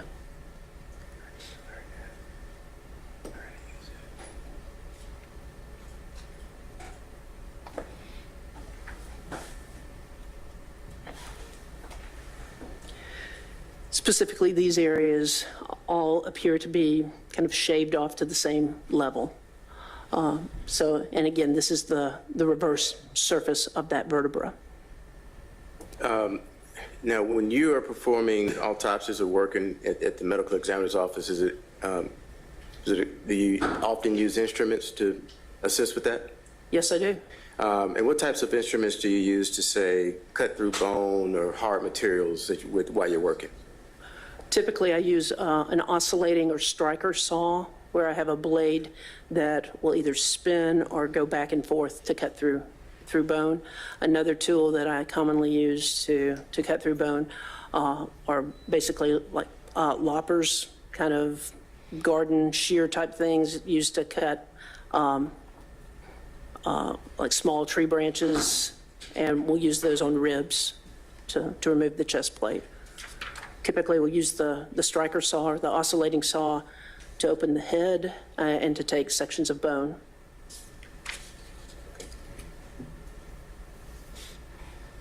Now, did you also, were there also photographs of Ms. Wolfenbarger's extremities included in the photographs itself? Yes. Right. And did those extremities have flesh on them? Yes, they did. Okay. And let me ask you this. Do you recall either through photographs or reports how the condition that the remains were found in? Yes, I mean, they exhibited decomposition and had been dismembered or cut. What about how the remains were stored? There were plastic bags there. For example, with the skull, there was a plastic bag nearby, but the skull was in the roadway. And then the extremities were located in plastic bags. One set of remains, my understanding, was outside of a plastic bag. Okay. And turning your attention back to the skull, and that's Exhibit 16, can you tell the jury, was there any sign of insect activity on the skull itself? Not that I saw in any of the photographs or that I saw described. Okay. Republished in States Exhibit 16. And what does that tell you, the absence of insect activity, maggots, fly larvae on the skull of Melissa Wolfenbarger? Given the condition of the skull, that it was somehow protected from insects getting to it, flies getting to it. So understanding that there was a plastic bag nearby, most likely it had been in that plastic bag soon before it wound up in the roadway, because otherwise flies would have been attracted to it. Okay. So if this skull had been out for a day or a full day, you would expect to find insect activity? Yes, I would expect flies to have gotten to it and have laid eggs on it. What is the impact of it being, say, double tied in a plastic bag? What is that impact on that? Well, again, I don't know about double tied, but at least somehow being protected from insects getting to it. That would keep flies from being able to get to the remains and deposit eggs, and which then turn into maggots. Okay. And does the storing of the remains in a sealed compartment like a plastic bag, does that impact any determination on the timing of death, or does that impact that at all? Yes, I mean, it makes it harder because of the fact that it is, well, first of all, you don't know where it's stored, and it's confined in a plastic bag, which is going to interfere with decomposition and things of that nature. So it's going to make it harder. Okay. And was your indication that the image depicted on State's Exhibit 40, a image of a leg of Melissa Wolfenbarger, was your indication that that was in a protected plastic bag as well? It would just, again, appear to be so, because, again, we don't see any insect activity exhibited by this leg. So I would say that it was somewhere where it was protected from insects getting to it. Okay. And you testified that there was some type of, something consistent with the saw on, I guess, the neck, the vertebrae that you testified to. Is that correct? That is correct, and that's based on my observation as well as Dr. Parker's report as well. Again, looking at those surfaces, they appear to have been cut. And were there other extremities or parts of Melissa Wolfenbarger's remains that also appeared to have the same type of saw cutting marks on them? Yes, there were. Okay. I'm going to show you State's Exhibit 41. Can you tell the court what we're looking at? State's Exhibit 41, this appears to be the right lower leg and foot. Okay. And State's Exhibit 42. Is that the plastic bag or a photo of one of the bags that the remains were stored in? Yes, this is a photograph of one of the plastic bags that was associated with the remains. Is that the type of storage vessel that could prevent insects from getting access to the remains inside? Yes, if it's secured. Is it also the type of storage vessel that could make it difficult to determine a time, a PMI? Correct. Time of death? Yeah, post-mortem interval, yes. Okay. Is that something that you typically try to make an evaluation, the PMI postmortem interval during your autopsy evaluation? Well, I wouldn't say specifically, but it's something we generally write down descriptions of decompositional changes that can be used to opine as to a postmortem interval. Okay. Would the temperature outside, say the weather conditions, would that impact it? Yes, I mean, it depends on where the remains are. I mean, where are they stored? How are they stored? Temperature is certainly a big determining factor. Okay. What about, you testified to this, what about insect activity? Yes, insect activity, animal activity as well. All right. Did you see any signs of animal activity on the remains of Melissa Wolfenbarger during your evaluation? No, I did not see any evidence of animal activity on what I had to examine or on the photographs. And what would you observe if you'd seen evidence of animal activity? Okay. Typically, think about, like, say, dogs or carnivore type activity, chewing, gnawing on the bones, tearing of flesh, but especially with looking at the bones, looking at gnawing or scratching, and I did not see any of that indicated on the bones. Okay. Show you what's been marked as State's Exhibit 43. Can you tell us what we're looking at? That looks like some type of an article of clothing, maybe a sock. I don't know. It looks kind of muddy. Okay. And State's Exhibit 46. What is that? State's Exhibit 46 is the left foot, again showing decompositional changes and protruding out of the soft tissue. I see a segment of bone that's broken. Okay.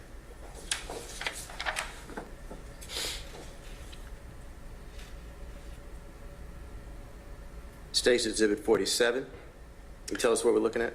State's Exhibit 47. This appears to be part of an upper extremity, so upper arm and forearm.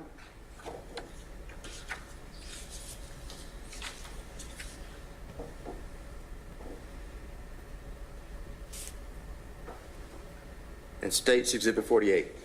State's Exhibit 48, again, this looks like some type of article of clothing, maybe sweatpants that are dirty and appear to be kind of breaking down or degenerating.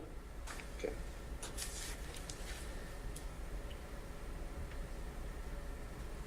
I'm now showing you Exhibit 51. Can you tell us what that is? Okay, State's Exhibit 51 are the various portions of the extremities with flesh removed from some of these bones, and they're kind of placed out on the table. Okay.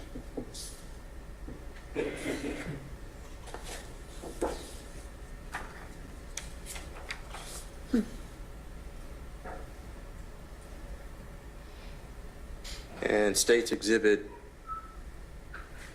54. You know what that is? Okay. Yes, State's Exhibit 54 is one of the bones showing a series of kind of roughly parallel disruptions of the bone, referred to as tool marks. These appear to be superficial cuts in this bone. All right. Now, you tell the jury, is it different cutting bone with flesh on it versus cutting a bone that's been defleshed? Yes, there is. And what is the distinction, or what differences in those experiences can you tell the jury? Yes, it's harder to cut through bone, specifically with the types of saws that I use when there's flesh on there, because it just doesn't cut well through soft tissue or flesh. The types of saws that I typically use, the oscillating saws, are very good cutting bone, but not soft tissue. Okay. And it tends to catch on the soft tissue. And when you say tends to catch, what does that mean? The teeth tend to be somewhat fine, and the tissue gets in there, and it just kind of snags it, and again makes it hard to control, and difficult to cut. All right.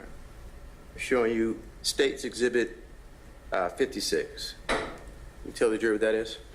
Okay, State's Exhibit 56. We're looking at bones from a lower leg. The thin bone that's at the bottom of the screen is the fibula, which is the thin bone that's in the lower leg area. And you can see the superficial cuts on it. And then the bone above it that looks more irregular, that's the tibia, and it is more broken than cut. And you say superficial cuts. Whoops. Are you referring to that portion in the screen depicted now? Yes, I believe that was in the previous exhibit. Okay.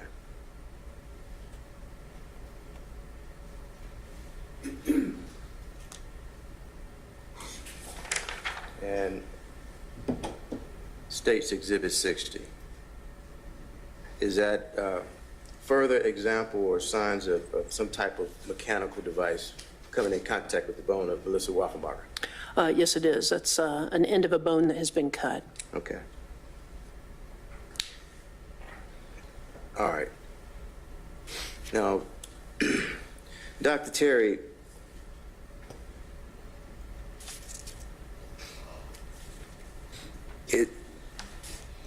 based on your review of the photographs and reports, are you able to make an independent determination as to the cause of death of Melissa Wolfenbarger? Yes, I can. And what was the cause of death of Melissa Wolfenbarger? The cause of death is ruled by Dr. Parker, or my opinion? Your opinion. Okay, which I think are kind of subtly different. But my opinion is that the cause of death is undetermined due to dismemberment with concealment of the remains and decomposition. And also with incomplete recovery of the remains because the torso was not recovered. All right. What can't you determine based off the things that are missing, the remains that are missing on Ms. Wolfenbarger? I'm sorry, can you ask me that one more time? Different way. Did you have enough? Let me ask you this: were you able to tell if Melissa Wolfenbarger was strangled? No. Why not? Because of the decomposition of the remains and the lack of neck structures to examine. That makes determination of whether or not strangulation has occurred very difficult, if not impossible. Okay. And can you determine whether or not Melissa Wolfenbarger was stabbed to death? No, cannot. Why not? Again, we're missing the torso. Someone could have been stabbed or had other injuries inflicted on the torso that would have been responsible for the death, but you don't know because you don't have that part of the body to examine. Is that the same difficulty you would have trying to determine if she was shot? Absolutely, yes. And is that ultimately why you're saying undetermined? Yes, because the cause of death is undetermined here because we can't say precisely how she died, and it is confounded by the fact that you have incomplete recovery of the remains. They've also been dismembered. There's been concealment of the remains, and there's decomposition. Okay. Now, what would you say as to the likely cause of Melissa Wolfenbarger's death? Objection. Speculation. She's an expert. I'm sorry. You want to approach for a moment? Sure.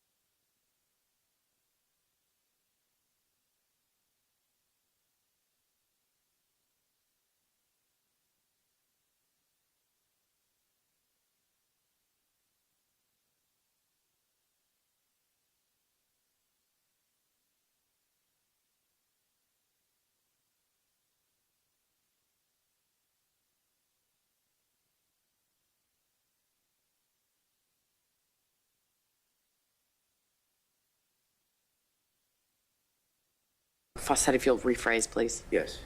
Dr. Cherry, is it likely that Melissa Wolfenbarger died of natural causes? Given the circumstances, I would say that's very unlikely that she died of natural causes. And if you could articulate why it is, your determination is unlikely that she died of natural causes. Again, the body's dismembered. There's an attempt to conceal by placing it in plastic bags. I don't have, she was, as far as I know, she was a young female. I have no information about any significant health conditions, but even so, the fact that she's dismembered and concealed is very suspicious for some sort of non-natural death. Okay. And when you say suspicious for some type of non-natural death, could you be more specific? Are you referring to a homicide? Yes, I'm saying that it's very suspicious for homicidal violence, given that she's dismembered, concealed. That is very suspicious. I can't say exactly how, but it is very suspicious. All right. And the marks and the cuts, do you have a determination as to whether they're ante or post-mortem? Yes, I'd have an opinion that it's most likely post-mortem. And why is that? Well, first of all, we don't see any discoloration of flesh associated with that. Second of all, just in terms of practically speaking, it would be very hard to dismember somebody while they're alive, and especially with the marks that tightly aggregated. You'd need to have somebody incapacitated or very significantly restrained to do that. And again, this is most consistent with something that has occurred post-mortem or after death. All right. Now, in terms of the manner in which homicide could have occurred, if say, for instance, Melissa Wolfenbarger was strangled, would you expect to see, like I said, the presence of blood in and around the surrounding remains themselves? No, would not. Why is that? Strangulation typically does not result in the liberation of blood. Okay, and considering that possible manner of death, as well as the fact that, I'm sorry, you said manner of death, that's a cause of death when we talk about strangulation. I'm sorry, just want to be precise about that. Let me ask you this. Did you, when you were doing your evaluation, did you consider the possibility that she was murdered at that location where remains were located? I mean, that's a consideration, but I don't think it's a particularly good or valid one. Okay, so your I guess your consideration during the autopsy was that the remains may have been placed there. She may have been murdered somewhere else. Yes, if she were murdered, it was most likely somewhere else. And just referencing things that could impact a timing of death or make that determination, would you have been able to tell if the remains had been, say, refrigerated? Not necessarily, no. I mean, but again, she's been dismembered and she's in plastic bags. The remains could have been anywhere. And if it had been, say, the remains were refrigerated, how would that have impacted a time of death determination? That would slow down decomposition, much like if you take any meat and put it in your refrigerator. The refrigerator versus the freezer, it will slow how it degrades. Okay. One moment, Judge. Sure.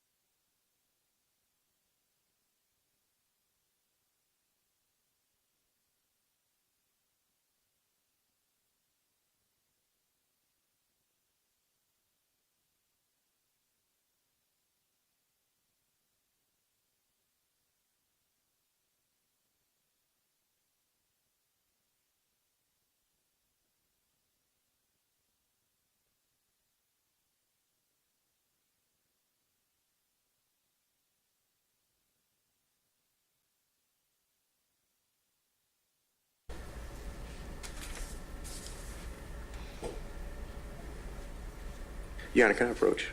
Sure.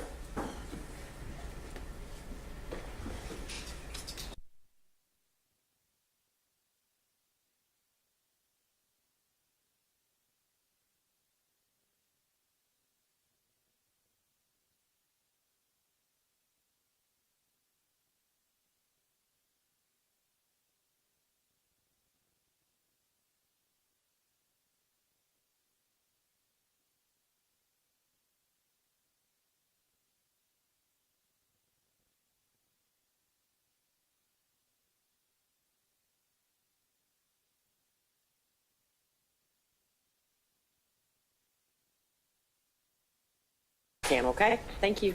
All rise for the jury.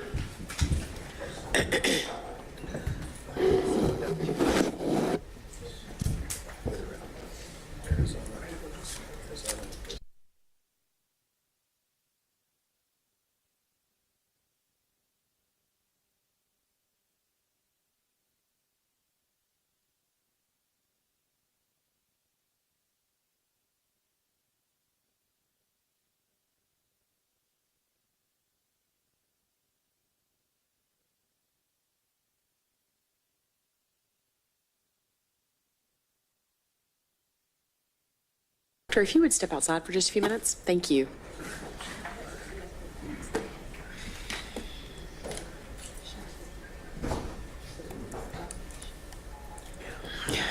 Okay.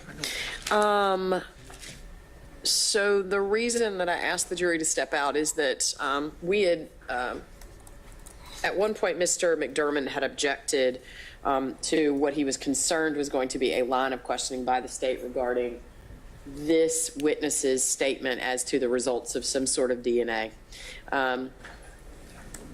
I indicated that for now we were going to stay away from that topic with this witness based on the discussions that we had at the bench.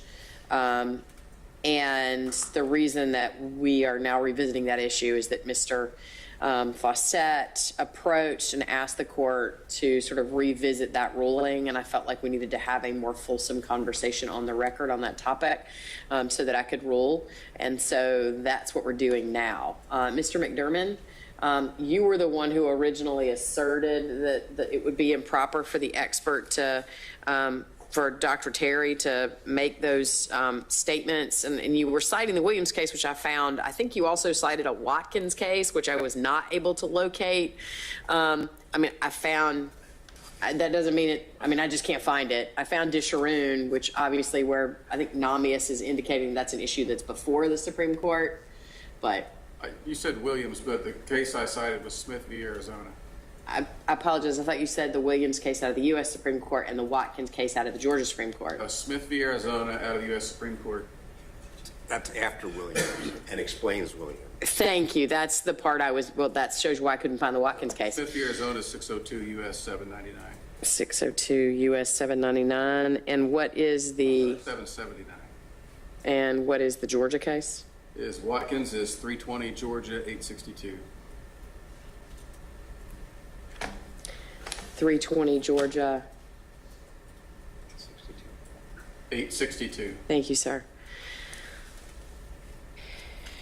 If you'll give me just a second to pull that up, and then Mr. Fawcett, I was going to call on you to let me know what the state's position is. If you read Watkins, you can start at 872, paragraph head note 16. The middle of that paragraph explains it in 2 sentences. Yeah, so. I'm sorry, 320. Georgia 862. Looking at around 872. So, can you give me that site again? Because what I'm, I thought you said 320 Georgia 860, but that's not. 862. Thank you.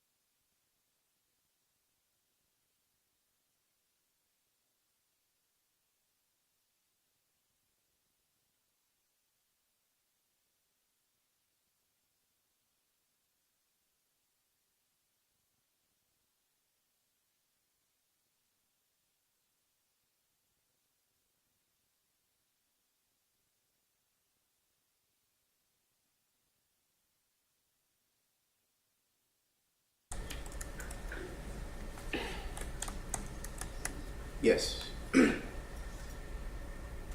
Honor, the state is relying on 24-7703. I think the issue comes down to whether or not the state is intending on introducing documents related to those test results. The experts can rely on evidence and information that is not admitted into evidence, even evidence. And routinely do, informing their opinions. That's correct. And so her opinion is based on it's going to be called to determine the cause of death of Ms. Wolfenbarger. And ultimately, she relied on the test results from LabCorp to make that determination as to the cause of death. And that's what her opinion is based on here. I think maybe part of the reason I'm confused is what exactly is the DNA result that that we're talking about here? So is it confirming that this is Melissa Wolfenbarger or that there's some sort of DNA match to her? Yes, confirm. Well, the DNA match from well, actually, no, it's the swabbing of Norma Patton and the comparison of that to the extremities that were located on June 1999. Confirming that she was related to Norma Patton. Okay, and is that in dispute? I didn't think it was. I mean, forgive me if I fully acknowledge I might be missing something here, but I was not aware that there was a dispute that those body parts were in fact Melissa Wolfenbarger's. Maybe there is. Well, first of all, it shouldn't matter whether there's a dispute or not. The rule's the rule. They can't testify to those. Well, except that I don't have to venture into deciding what the rule is and how it applies in this case if it's not relevant evidence. That's why I'm asking the question. But yes. There are test results in the back and forth discussion over identifying those remains that in some cases they did not match. So I don't think it is a 100% proven conclusion that all of those remains pertain to Melissa Wolfenbarger. Okay. Well, I guess that demonstrates that I did miss something. There apparently is a dispute that all of those body parts belong to Melissa Wolfenbarger. And again, asking the obvious, Mr. Fawcett, why would whether those body parts belong to Melissa Wolfenbarger or not be evidence of the fact that her manner of death was homicide? I guess I'm not understanding the question. So I don't understand the DA to be offering, I guess the evidence that you're seeking to offer that this witness would testify about is the fact that she understood from the DNA result that those were Melissa Wolfenbarger's body parts. Correct, yes. Some of them anyway, according to Mr. McDermott's characterization of whatever that shows. Why does that contribute to the ME's understanding of whether the death was accidental, homicidal, suicidal, or undetermined? Well, I mean, I think she wouldn't be performing a cause of death determination if the remains weren't first determined to belong to the same person that the skull did. And I think the skull is being compared with the extremities. And that's a part of that too, because you have the same type of cuts and marks on the bones of the skull as you do for the extremities. I think that's a pretty significant fact in that determination of the cause of death being highly likely of being homicide. So I think that, it wouldn't have been a comparison of the extremities with the skull if there hadn't been that information provided by LabCorp to Dr. Terry and Dr. Parker. And ultimately, that's why they made that cause of death determination after all the parts were identified and matched the parts on April 1999, the parts on June 1999. So ultimately, if there's an issue as to a specific part, but Dr. Terry can testify as to which part she swabbed and sent off. So if there's a femur versus another femur or an arm that's in dispute, I think that goes to the weight, not admissibility. Mr. McDermott, can you, I've got Watkins pulled up, and I'm still admittedly struggling to locate the portion that you're directing me to. Okay. One part of the case that we were successful in. Yeah. Congratulations. I'd love to read it, but I can't find it.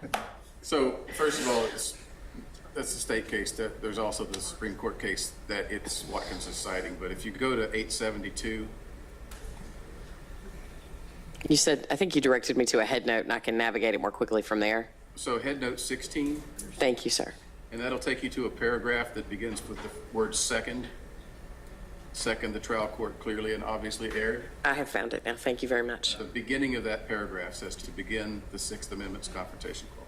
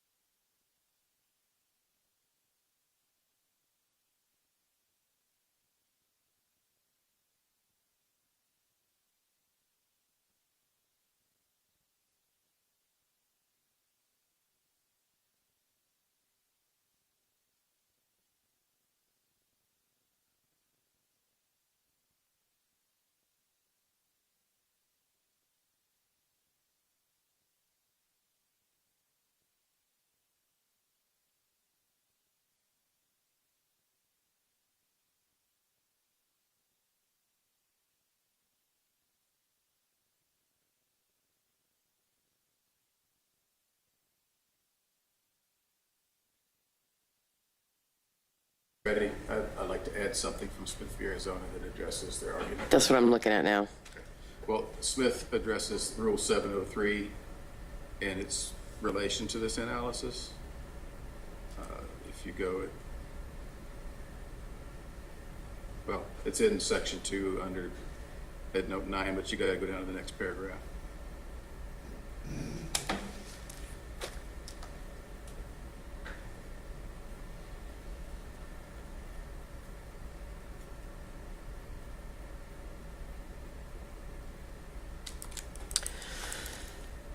Mr. Fossett, have you had a chance to look at the Watkins case or the Arizona case that Mr. McDermott is referring to? I'm still looking at it, Judge, but we can proceed. Okay. As I said, when we were at sidebar, Mr. McDermott mentioned the Watkins case, but I couldn't locate it while we were up here. I have now had an opportunity to review it, and it does appear that the Watkins case and the Smith versus Arizona case on which it relies would prohibit that witness from testifying. I understand your effort to distinguish it by saying, well, we're not offering the lab result itself in evidence. And I agree with you that expert witnesses do routinely rely on other people's opinions. But I think that the original ruling I made at sidebar is still the ruling, which is that the DNA test result is hearsay, and there's no one here who can testify to its to the truth of that result, or at least, well, I take that back. There might be, but this witness is not that person.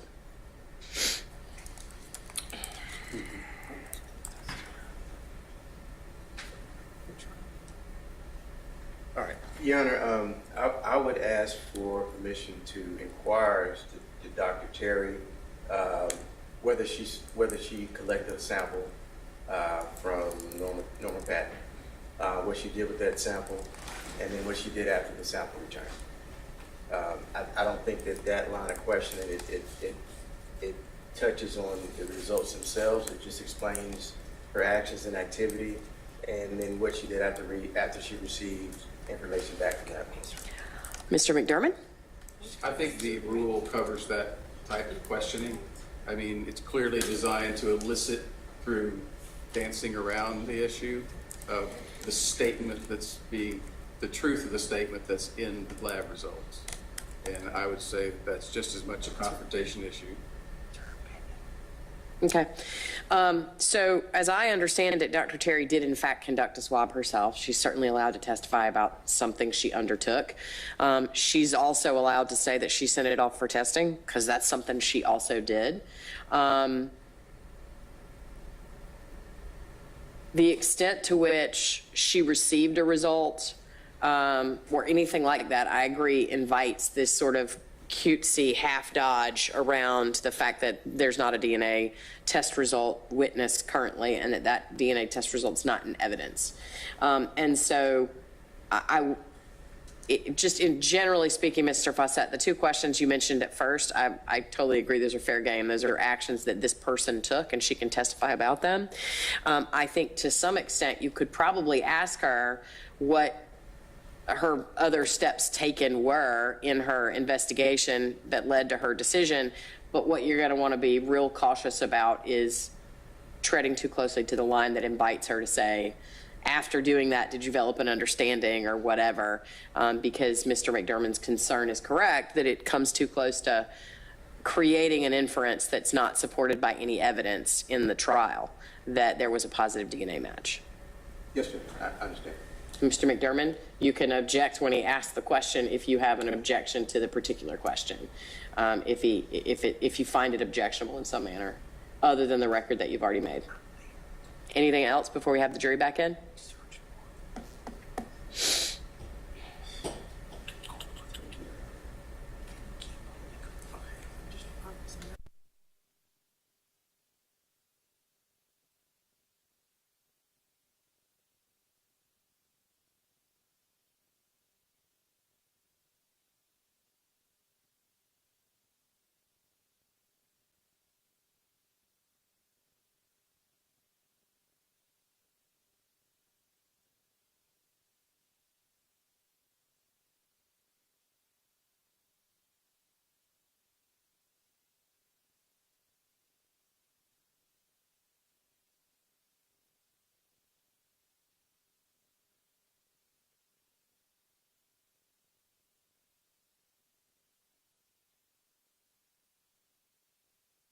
Have the jury back in.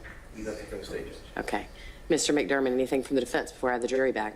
No, Your Honor. Okay. Can I have the witness back, please? Thank you.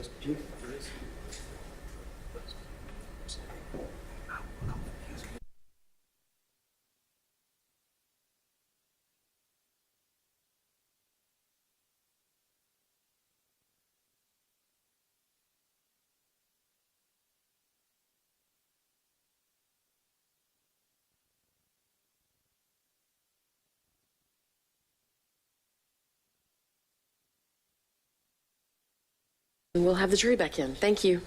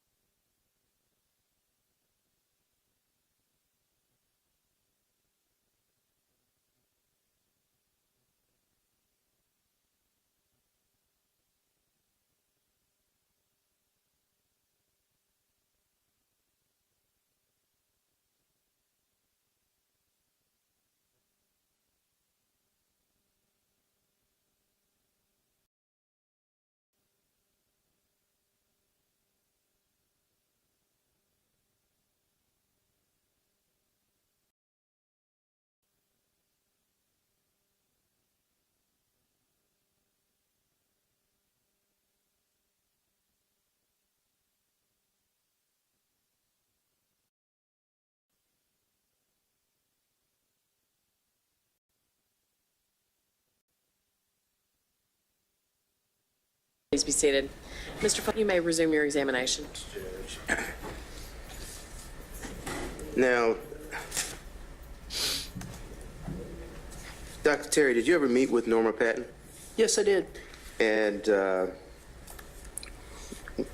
you recall around what time period that would have been? I think it was March 19 of 2003. Okay. And are you familiar with the process of collecting swabs or samples from individuals? Yes. And can you tell the jury whether or not you did that at the time you met with Ms. Patton? Yes, I did. And are you familiar with collecting samples from other items that you intend to have compared? Yes, And did you do that in this case? yes. And in particular, did you swap the extremities of Melissa Wolfenbarger that were located in this case? No, the extremities were not swabbed. Okay, what other item, piece or body part was compared? I'd actually have to check the record to see, but tissue from the extremities, bone or soft tissue, had been submitted for DNA. Okay, all right. And is that the process that you use in your identifications for skulls as well as other parts as well? It can be. Oftentimes with skulls, though, if we have dental, we will use dental to establish an identification rather than DNA. Okay.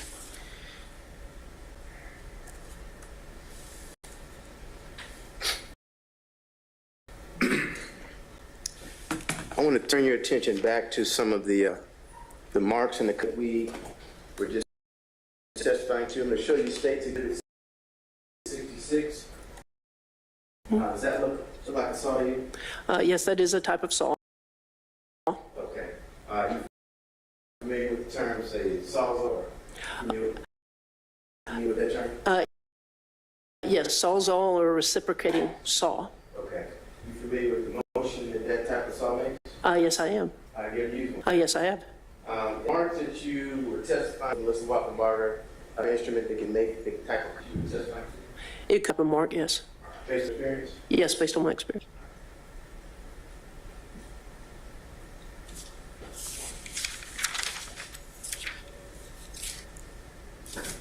That's all I have, Judge. Thank you. Mr. McGurran, questions for this witness? Yes, ma'am.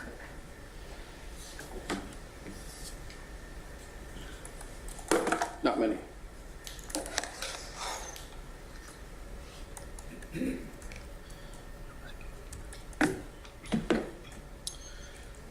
Hello, Dr. Terry. Hello. You remember me? Yes, I do. We met just a couple of weeks ago, I believe it was, or? Yes, we did. Okay. And that was at your office? That is correct. We discussed several aspects about the case. Yes, we did. Okay.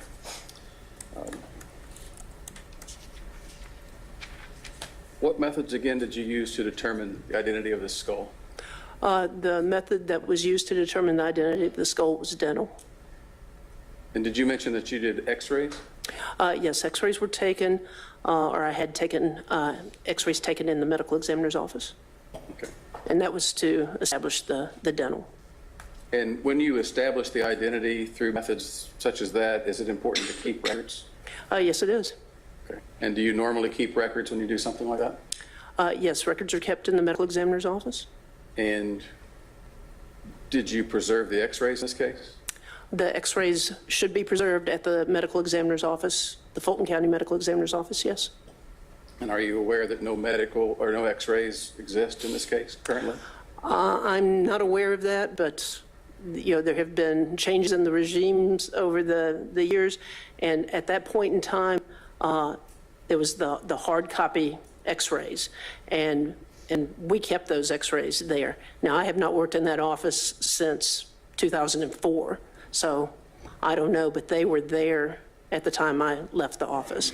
And now so many things are digital, but those x-rays were there at the time I left the office. Whose responsibility was it to preserve the x-rays? It's, like I said, they're there in the office. They were maintained in the office, so I would imagine it'd be the records custodian for the Fulton County Medical Examiner's Office. When you did the dental comparison based on the dental charts, not the x-rays, but the charts, do you remember the x-rays that were given to you to start the comparison? Yes, there were bite wing x-rays. I'm sorry. I said x-rays. I meant dental charts. Oh, the dental chart, I had documented in my note that there was one page of dental charts. Okay. And do you remember where that came from? It came from Detective Stott, S-T-O-T, from the Henry County Police Department. And you remember the dentist? I do not recall the dentist. I wouldn't expect you to know his actual name. Do you remember what date that dental record was from? It was from 1991. 1981. Melissa would have been 13 years old at that time? I do not recall her date of birth. Okay. If well,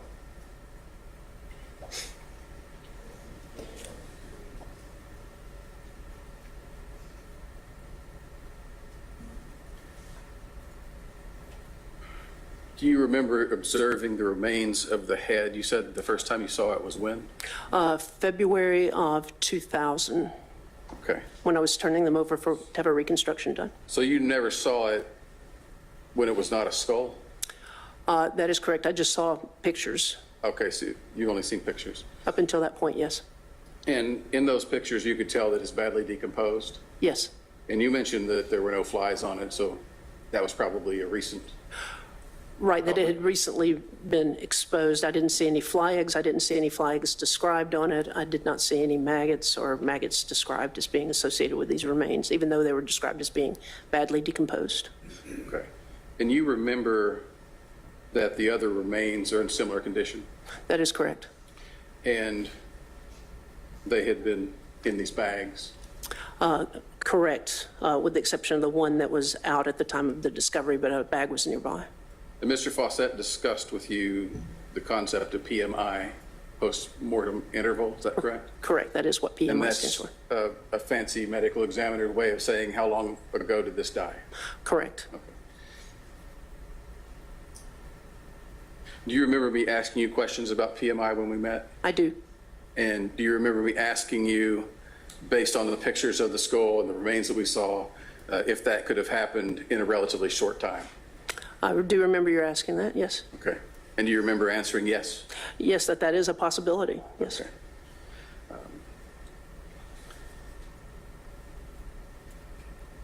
Do you remember me asking you specifically, would it have been conceivable to have gotten in that condition within 30 days? I do remember you asking that, yes. And your answer was yeah?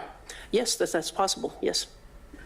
Well, you didn't say just that's possible. Oh, okay, well. You said enthusiastically, yeah. Well, I mean, again, it's possible. I wasn't having the conversation transcribed, you were recording it, but yes, it is possible.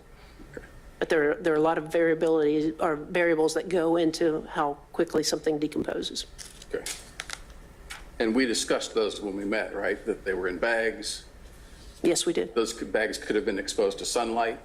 Yes, the temperature, yes. Temperature is very important to decomposition. It is very important to do. And something in a black plastic bag in the sun would be warmer inside the bag than outside. That is correct. Okay.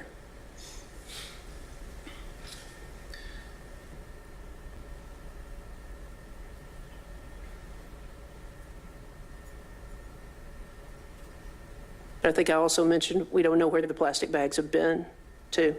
They could be stored somewhere. It's fair to say, I'm sorry, did I stop your answer? Oh, no, I was just going to say, there's just so many variables, it's difficult to say. Yeah, that's my point to ask. When you normally do post-mortem interval on remains that are found, it's usually an intact person. That is correct. And all those variables, you can calculate to some accuracy how long it's been. Yes, some of those, we can, we have some knowledge of, yes. But when a body has been dismembered, as in this case. Dismembered, placed in plastic bags, potentially concealed, Pretty much all that calculation goes out the window. Correct. There are just too many variables there to say what the postmortem interval is. And I think you said to me, so it's like, could you say it's been days or weeks? Probably something like that. Correct. Okay. It could be days, weeks, months, yes. Thanks, all the questions I have, Your Honor. Thank you, Mr. Fawcett. Any additional questions for this witness? You were talking about the different variables. Can you say, based off of the information you have, the photographs and the circumstances, that the remains were found when Melissa Wolfenbarger died? Can you say that? I'm sorry, can I say? Can you estimate a time of death? Oh, no, I cannot estimate a time of death, no. All right. And in terms of the variables that you were speaking with, would say the tying up of the remains in a bag and dropping them off at that location, Can you say that they weren't there or that she didn't die in December, for instance, of 98? Can you say that? No, I cannot. And what type of variables prevent you from making that determination? Again, she's been dismembered, placed in plastic bags. I don't know where these bags have been stored or for how long have they been at the location where they were when they were discovered. Just because they were discovered there doesn't mean that they've been stored there for a period of time. I don't know where they've been between the time of her death and when they're discovered. And I don't know when the time of her death actually occurred. So I don't know. Okay, that's all I have, Judge. Thank you, Mr. McDermott. Anything else? Nothing further from the defense. Thank you so much, Doctor. You may step down. Thank you, Your Honor. Counsel, can y'all approach?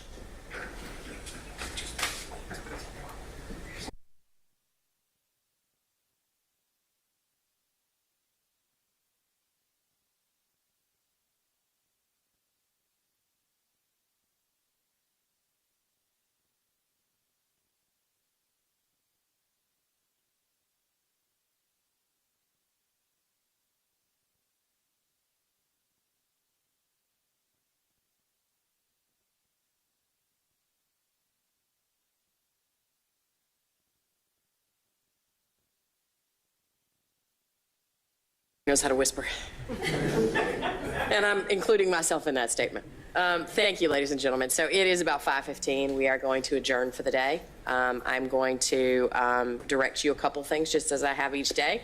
One, I need you to return tomorrow morning at 10:30. Tomorrow morning again, 10:30 a.m. We will begin then.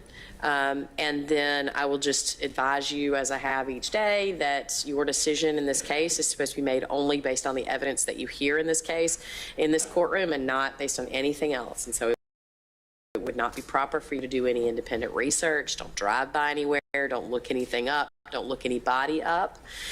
It also would be proper for you to anyone about this case, or to allow anyone to talk to you about this case, and that includes amongst yourselves, until I instruct you to actually begin deliberating. And then the last thing, again, in case there is media about this case, I'm just instructing you to please avoid media. Don't watch the news. That way you understand that you'll be complying with your obligation to only make your decision based on the evidence you hear in the courtroom. Thank you all again for your patience and attention to this process. I will see you tomorrow at 10:30. Have a good night. All rise for the jury.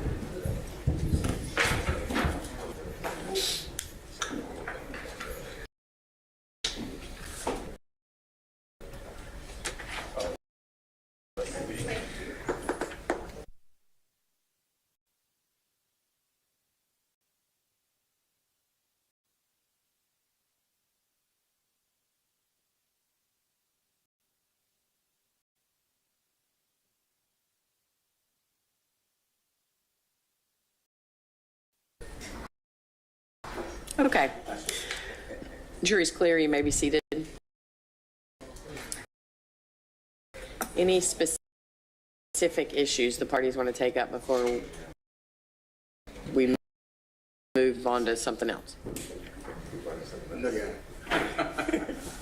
So you'll remember I sent y'all the jury charge. I did want to have, I don't plan to have a full entire charge right now. But given that I expect that the state will probably be wrapping up its case first thing tomorrow, and that we either will or won't, depending on what the defense do, I think it's important for us to at least have a first pass. Have the parties had a chance to look at charges that I sent, and any specific matters y'all want to address in terms of concerns you have? Yes, sir, Mr. Samuel. Yes, Okay. You want to go specific? Any from the state? Who's going to be handling that for the state? All of you, but which one of you is going to talk about it? I haven't looked at them yet, Your Honor. Okay. Well, I tell you what, let me make it easier so you're not. That's why I asked you to look at them. So let me put them on the screen. It'll help. It will also let you understand how they will be displayed to the jury. when I do the charge.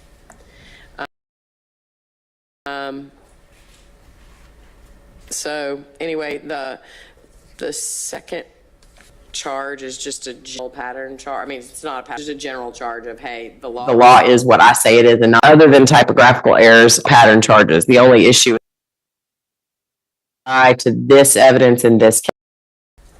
I can give you a list of my issues. 131.40 witness supported. I'm not sure we had that. Yeah, so again, I exercised no editorial control over this. I simply put on here what you guys had listed. So not have we not had that, but generally speaking, attacking a witness under 131.41 is a very specific process that may or may not have happened either. We certainly have not had any witness supported. I'm not even sure we've had witness attacked, except perhaps by, that one needs to be taken perhaps by prior convictions. And then, hang on, what are your thoughts in terms of witness supported? Ms. Hilton, the conversation we were just having. Yes, Your Honor, we agree. I mean, I haven't heard anyone be rehabilitated in that manner. Correct. We will draw 131. And to be honest, I don't know that he actually asked for that. It's one of those, they go together. And if we have witness attacked in that particular one, I'm going to keep witness supported in that unless somebody agrees it shouldn't. Mr. Samuel? I made a note of 131.80 in case anybody was wondering what we were referring to. I was referring to immunity of Norman Patton. Right, you made that note in, did you have a chance to file? I know you gave them to me, and at the time you gave it to me, you said you had not yet filed the jury charge request. I served it. No, I didn't. I don't know how to file. Well, somebody in your office certainly does, Mr. Samuel, so. Yes, someone could do, yes. Okay. But everybody's got it.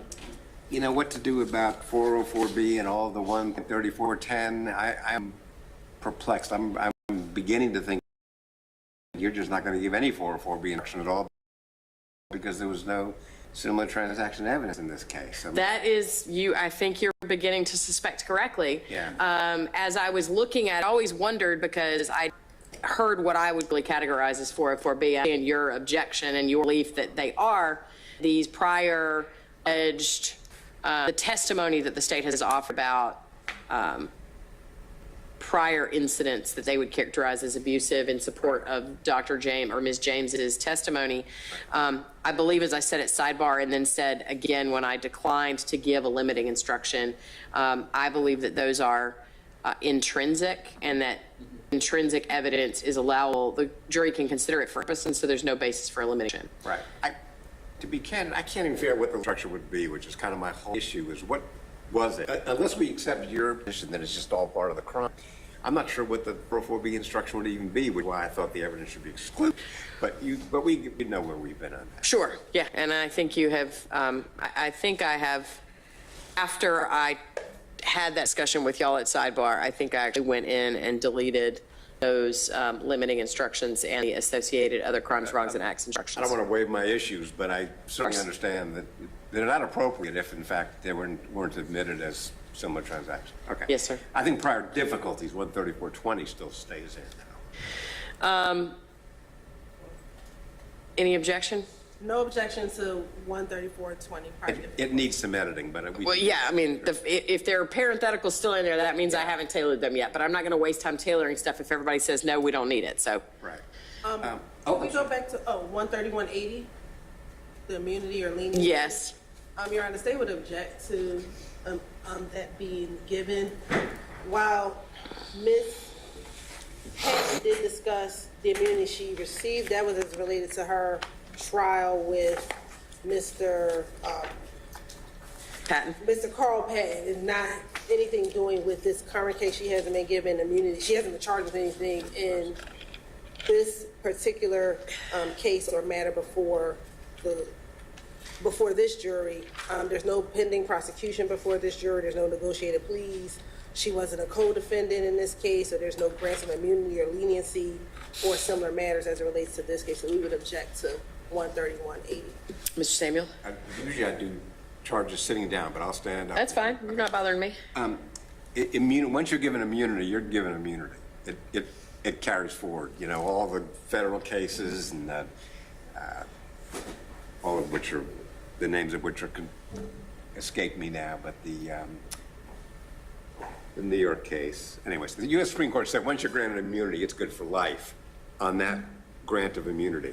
So theoretically, which is all that really matters for this, she could still be prosecuted, and because the statute of limitations hasn't run, because it never does in a murder case, she could be prosecuted in theory in whatever it is, Henry County, Fayette County, wherever. And so having testified here, because she was immunized, she doesn't have to worry about that. If she hadn't been immunized and she got on the stand here today, yesterday, whatever day it was, and said, yes, I participated in the murder of some of the people my husband killed, she could be prosecuted for it, but she can't because she's immunized. So my concern is not quite, I think right now I sort of agree with Mr. Samuel, but not for the reason that he's outlining. It's more that my understanding of the law around it and the pattern charge certainly is that it's not specific, right? It doesn't say they were granted immunity in this case. And so if it's intended to be, I mean, because the factors we take into consideration when we're assessing the credibility of a witness are pretty broad. These are just examples that we give a jury in terms of things they can consider. If the state wants me to think about not giving that charge based on Mr. Samuel's request that I give it, I would say see if there's case law that talks about it being specifically designed for immunity in a case, as you outlined correctly, Ms. Hilton, that Ms. Patton was never in any jeopardy associated with this case, and I'll consider that tomorrow. Okay. The case is Murphy versus Waterfront Commission of New York Harbor, 378 U.S. 52. 378 U.S. 52. Yeah, and there's a long discussion of it in a Supreme Court case decided 6 weeks ago. Coleman versus the state. K or C? With a C. S25 A0191. Different circumstances, but it talks about how broad immunity really is. Once you've been given it, you're protected for life in every court for that testimony. Okay. And as I said, that may go directly to my point that this pattern charge is not specific about this case. It's just about immunity generally, and if that's the case, then I will give it based on your request, but I would like some more information about that topic. So I'll take a look at this case and hear from the state tomorrow on that issue. Your Honor, before you go, I'd just like to cite a case from Georgia, Lee versus State, 281 GA 776. And I believe the proposition is that the general credibility instruction adequately covers that. Adequately covers the other immunity? The other instruction. Okay. I need to drill down on it exactly, sure. But that's what it's saying in the notes on the jury charges. Okay. So I'm going to look at it as well. I just wanted to give that to the court. Thank you. I appreciate that, Mr. Wilson. Okay. Anything else, Mr. Samuel? Yeah, a few more, but they're not big. 13430. It really just needs to get rid of all the parentheses for the defendant. No felonies of Mr. Wolfenbarger's word, but all the witnesses. Yeah, the reason, that's why I haven't tailored it, because At first I crossed it out, but then I realized, wait a second. Yeah, there's lots of witnesses we've heard felony convictions about. And so if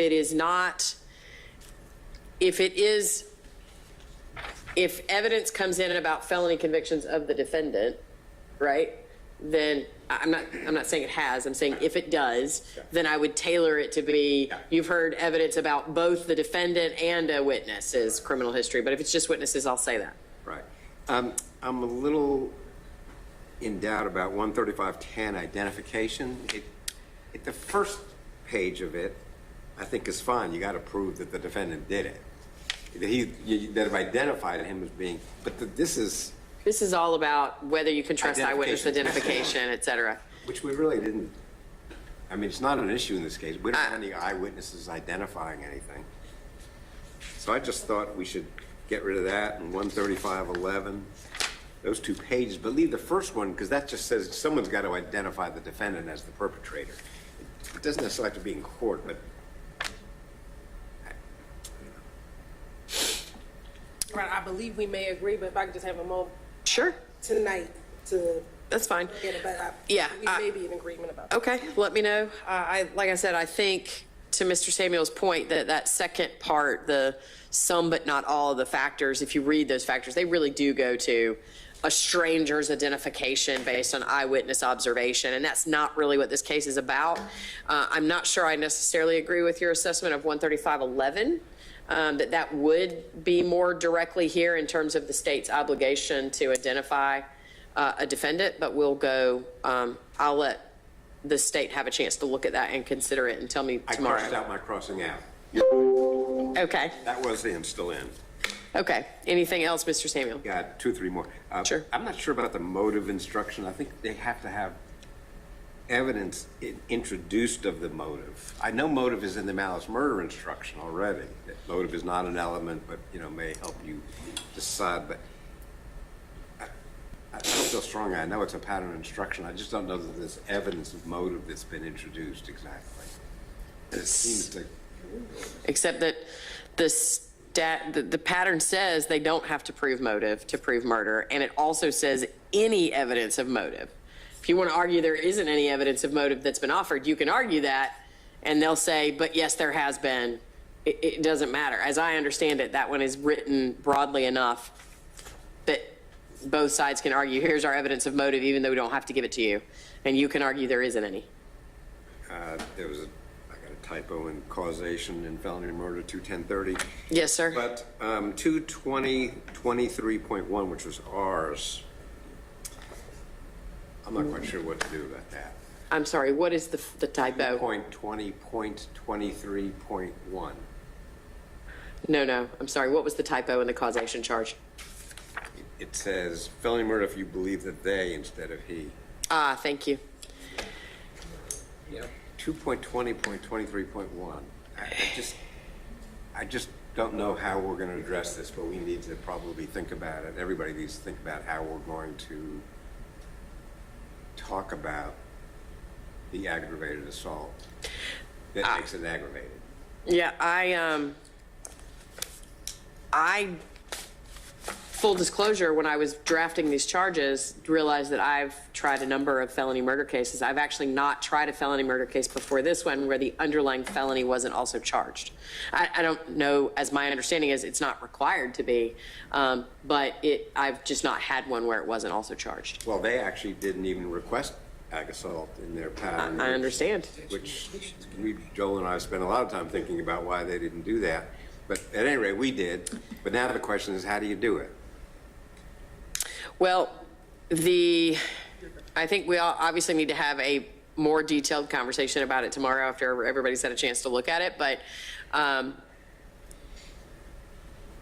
the aggravated assault charge I think is less confusing. The issue is deadly or offensive. I don't think that I can meaningfully charge the jury on felony murder if I don't tell them, but the felony is based on an underlying alleged aggravated assault. So I think I have to tell the jury, as felony murder says, the underlying felony that's alleged is whatever, and I will define it for you shortly. So I have to tell them what aggravated assault means, but that typically requires the court to explain what type of weapon did it, because that's one of the elements, is that you assaulted another person with an offensive weapon, and then you have to explain what was offensive about it.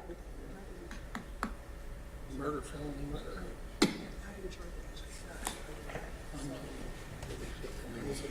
And just to anticipate what we may be talking about tomorrow, it can't be strangulation because that's a separate crime, which is not alleged.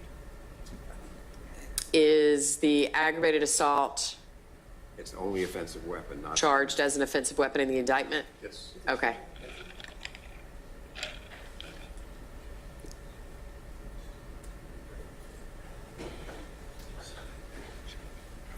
What's the indictment?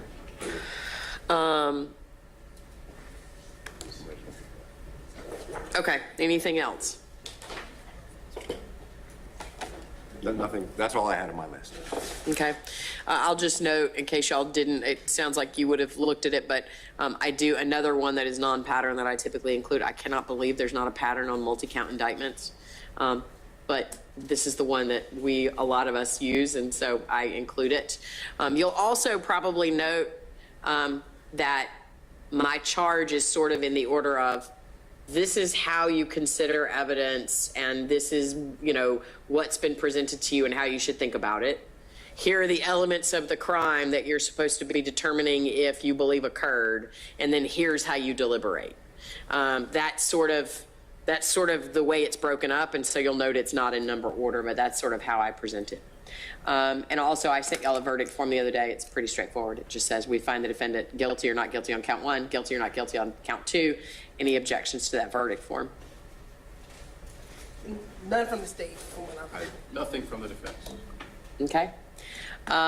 So I think it sounds like what I'll do is I will tailor some of the ones that it seems like we're in agreement are going to stay in based on the evidence as it currently exists. Obviously, they can be tailored again, depending on, I sometimes will tailor the defendant's choice not to testify, depending on whether he testifies or not. Although I think the pattern is written generically enough that it can stay in either way. And then obviously, depending on any additional evidence that comes in regarding criminal history, I can tailor those. Beyond that, what I'll do is wait until tomorrow, specifically so we can talk about the aggravated assault and offensive weapon charge, what we're going to do with that, and then the other ones, the other few that we've discussed. Can you ask the immunity charge? Yes, sir. I'm sorry. Can you ask us about tomorrow's schedule? It's 10:30 because you have something else we need to clean up. Do you have another calendar? Yes, I have the presiding bond calendar tomorrow morning. So we need to clear out. Yes, sir. Okay. I'm sorry. We'll put everything in the back. And assuming our case takes a couple hours, I don't know if they have rebuttals, do you envision going into closing argument tomorrow, or we're into Friday morning for that? If what were to happen is that the state were to stand up and rest in the morning, and then you put on a case that is relatively straightforward and short, even assuming rebuttal, the state, we probably would be done still in the afternoon. I'm saying pushing 3 o'clock is my guess. At which point I'd rather get a final on the charge and start fresh on Friday morning with, we all agree that we've got the charge final. And so you guys get ready to do your closing, and then I think that time would be better spent tomorrow afternoon. So no, that's a very long way of answering your question, Mr. Samuel. No, I do not expect to go into closing arguments tomorrow afternoon. Anything else? No, you're right. Nothing from the state. May I have just a second, please? Yes, sir.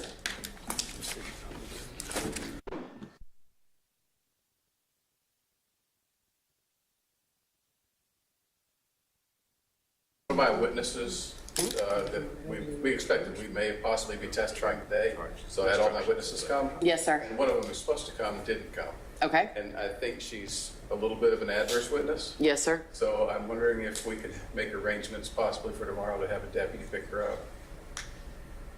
up. Is it someone, I mean, I don't have any objection to that. What are the states, are y'all aware of who this is? Wendy Waddell. I'm so sorry, Your Honor. We were talking about the aggravated assault. That's okay. Mr. McDermott was saying he had a witness that was supposed to be here today who did not appear, and he thought that she might be somewhat reluctant or adverse, and he was requesting the court to see about having a deputy assist her in appearing tomorrow. Oh. No objection from the state? If you have an order. I will, well, I was going to say, if I could touch base with you in the morning. Sure. I'll talk to her again tonight, hopefully, and we'll see what it's at. The only thing I'll ask is if you do want me to do that, you need to have a proposed order ready for me to sign. I may need to change it, so you can just email it to me in Word format. But that way I have something done and you don't have to wait for me to write an order. Okay. So, okay. Does your staff have a form order for that, or did I make one? They probably do, but I don't have one at the ready, so. All right.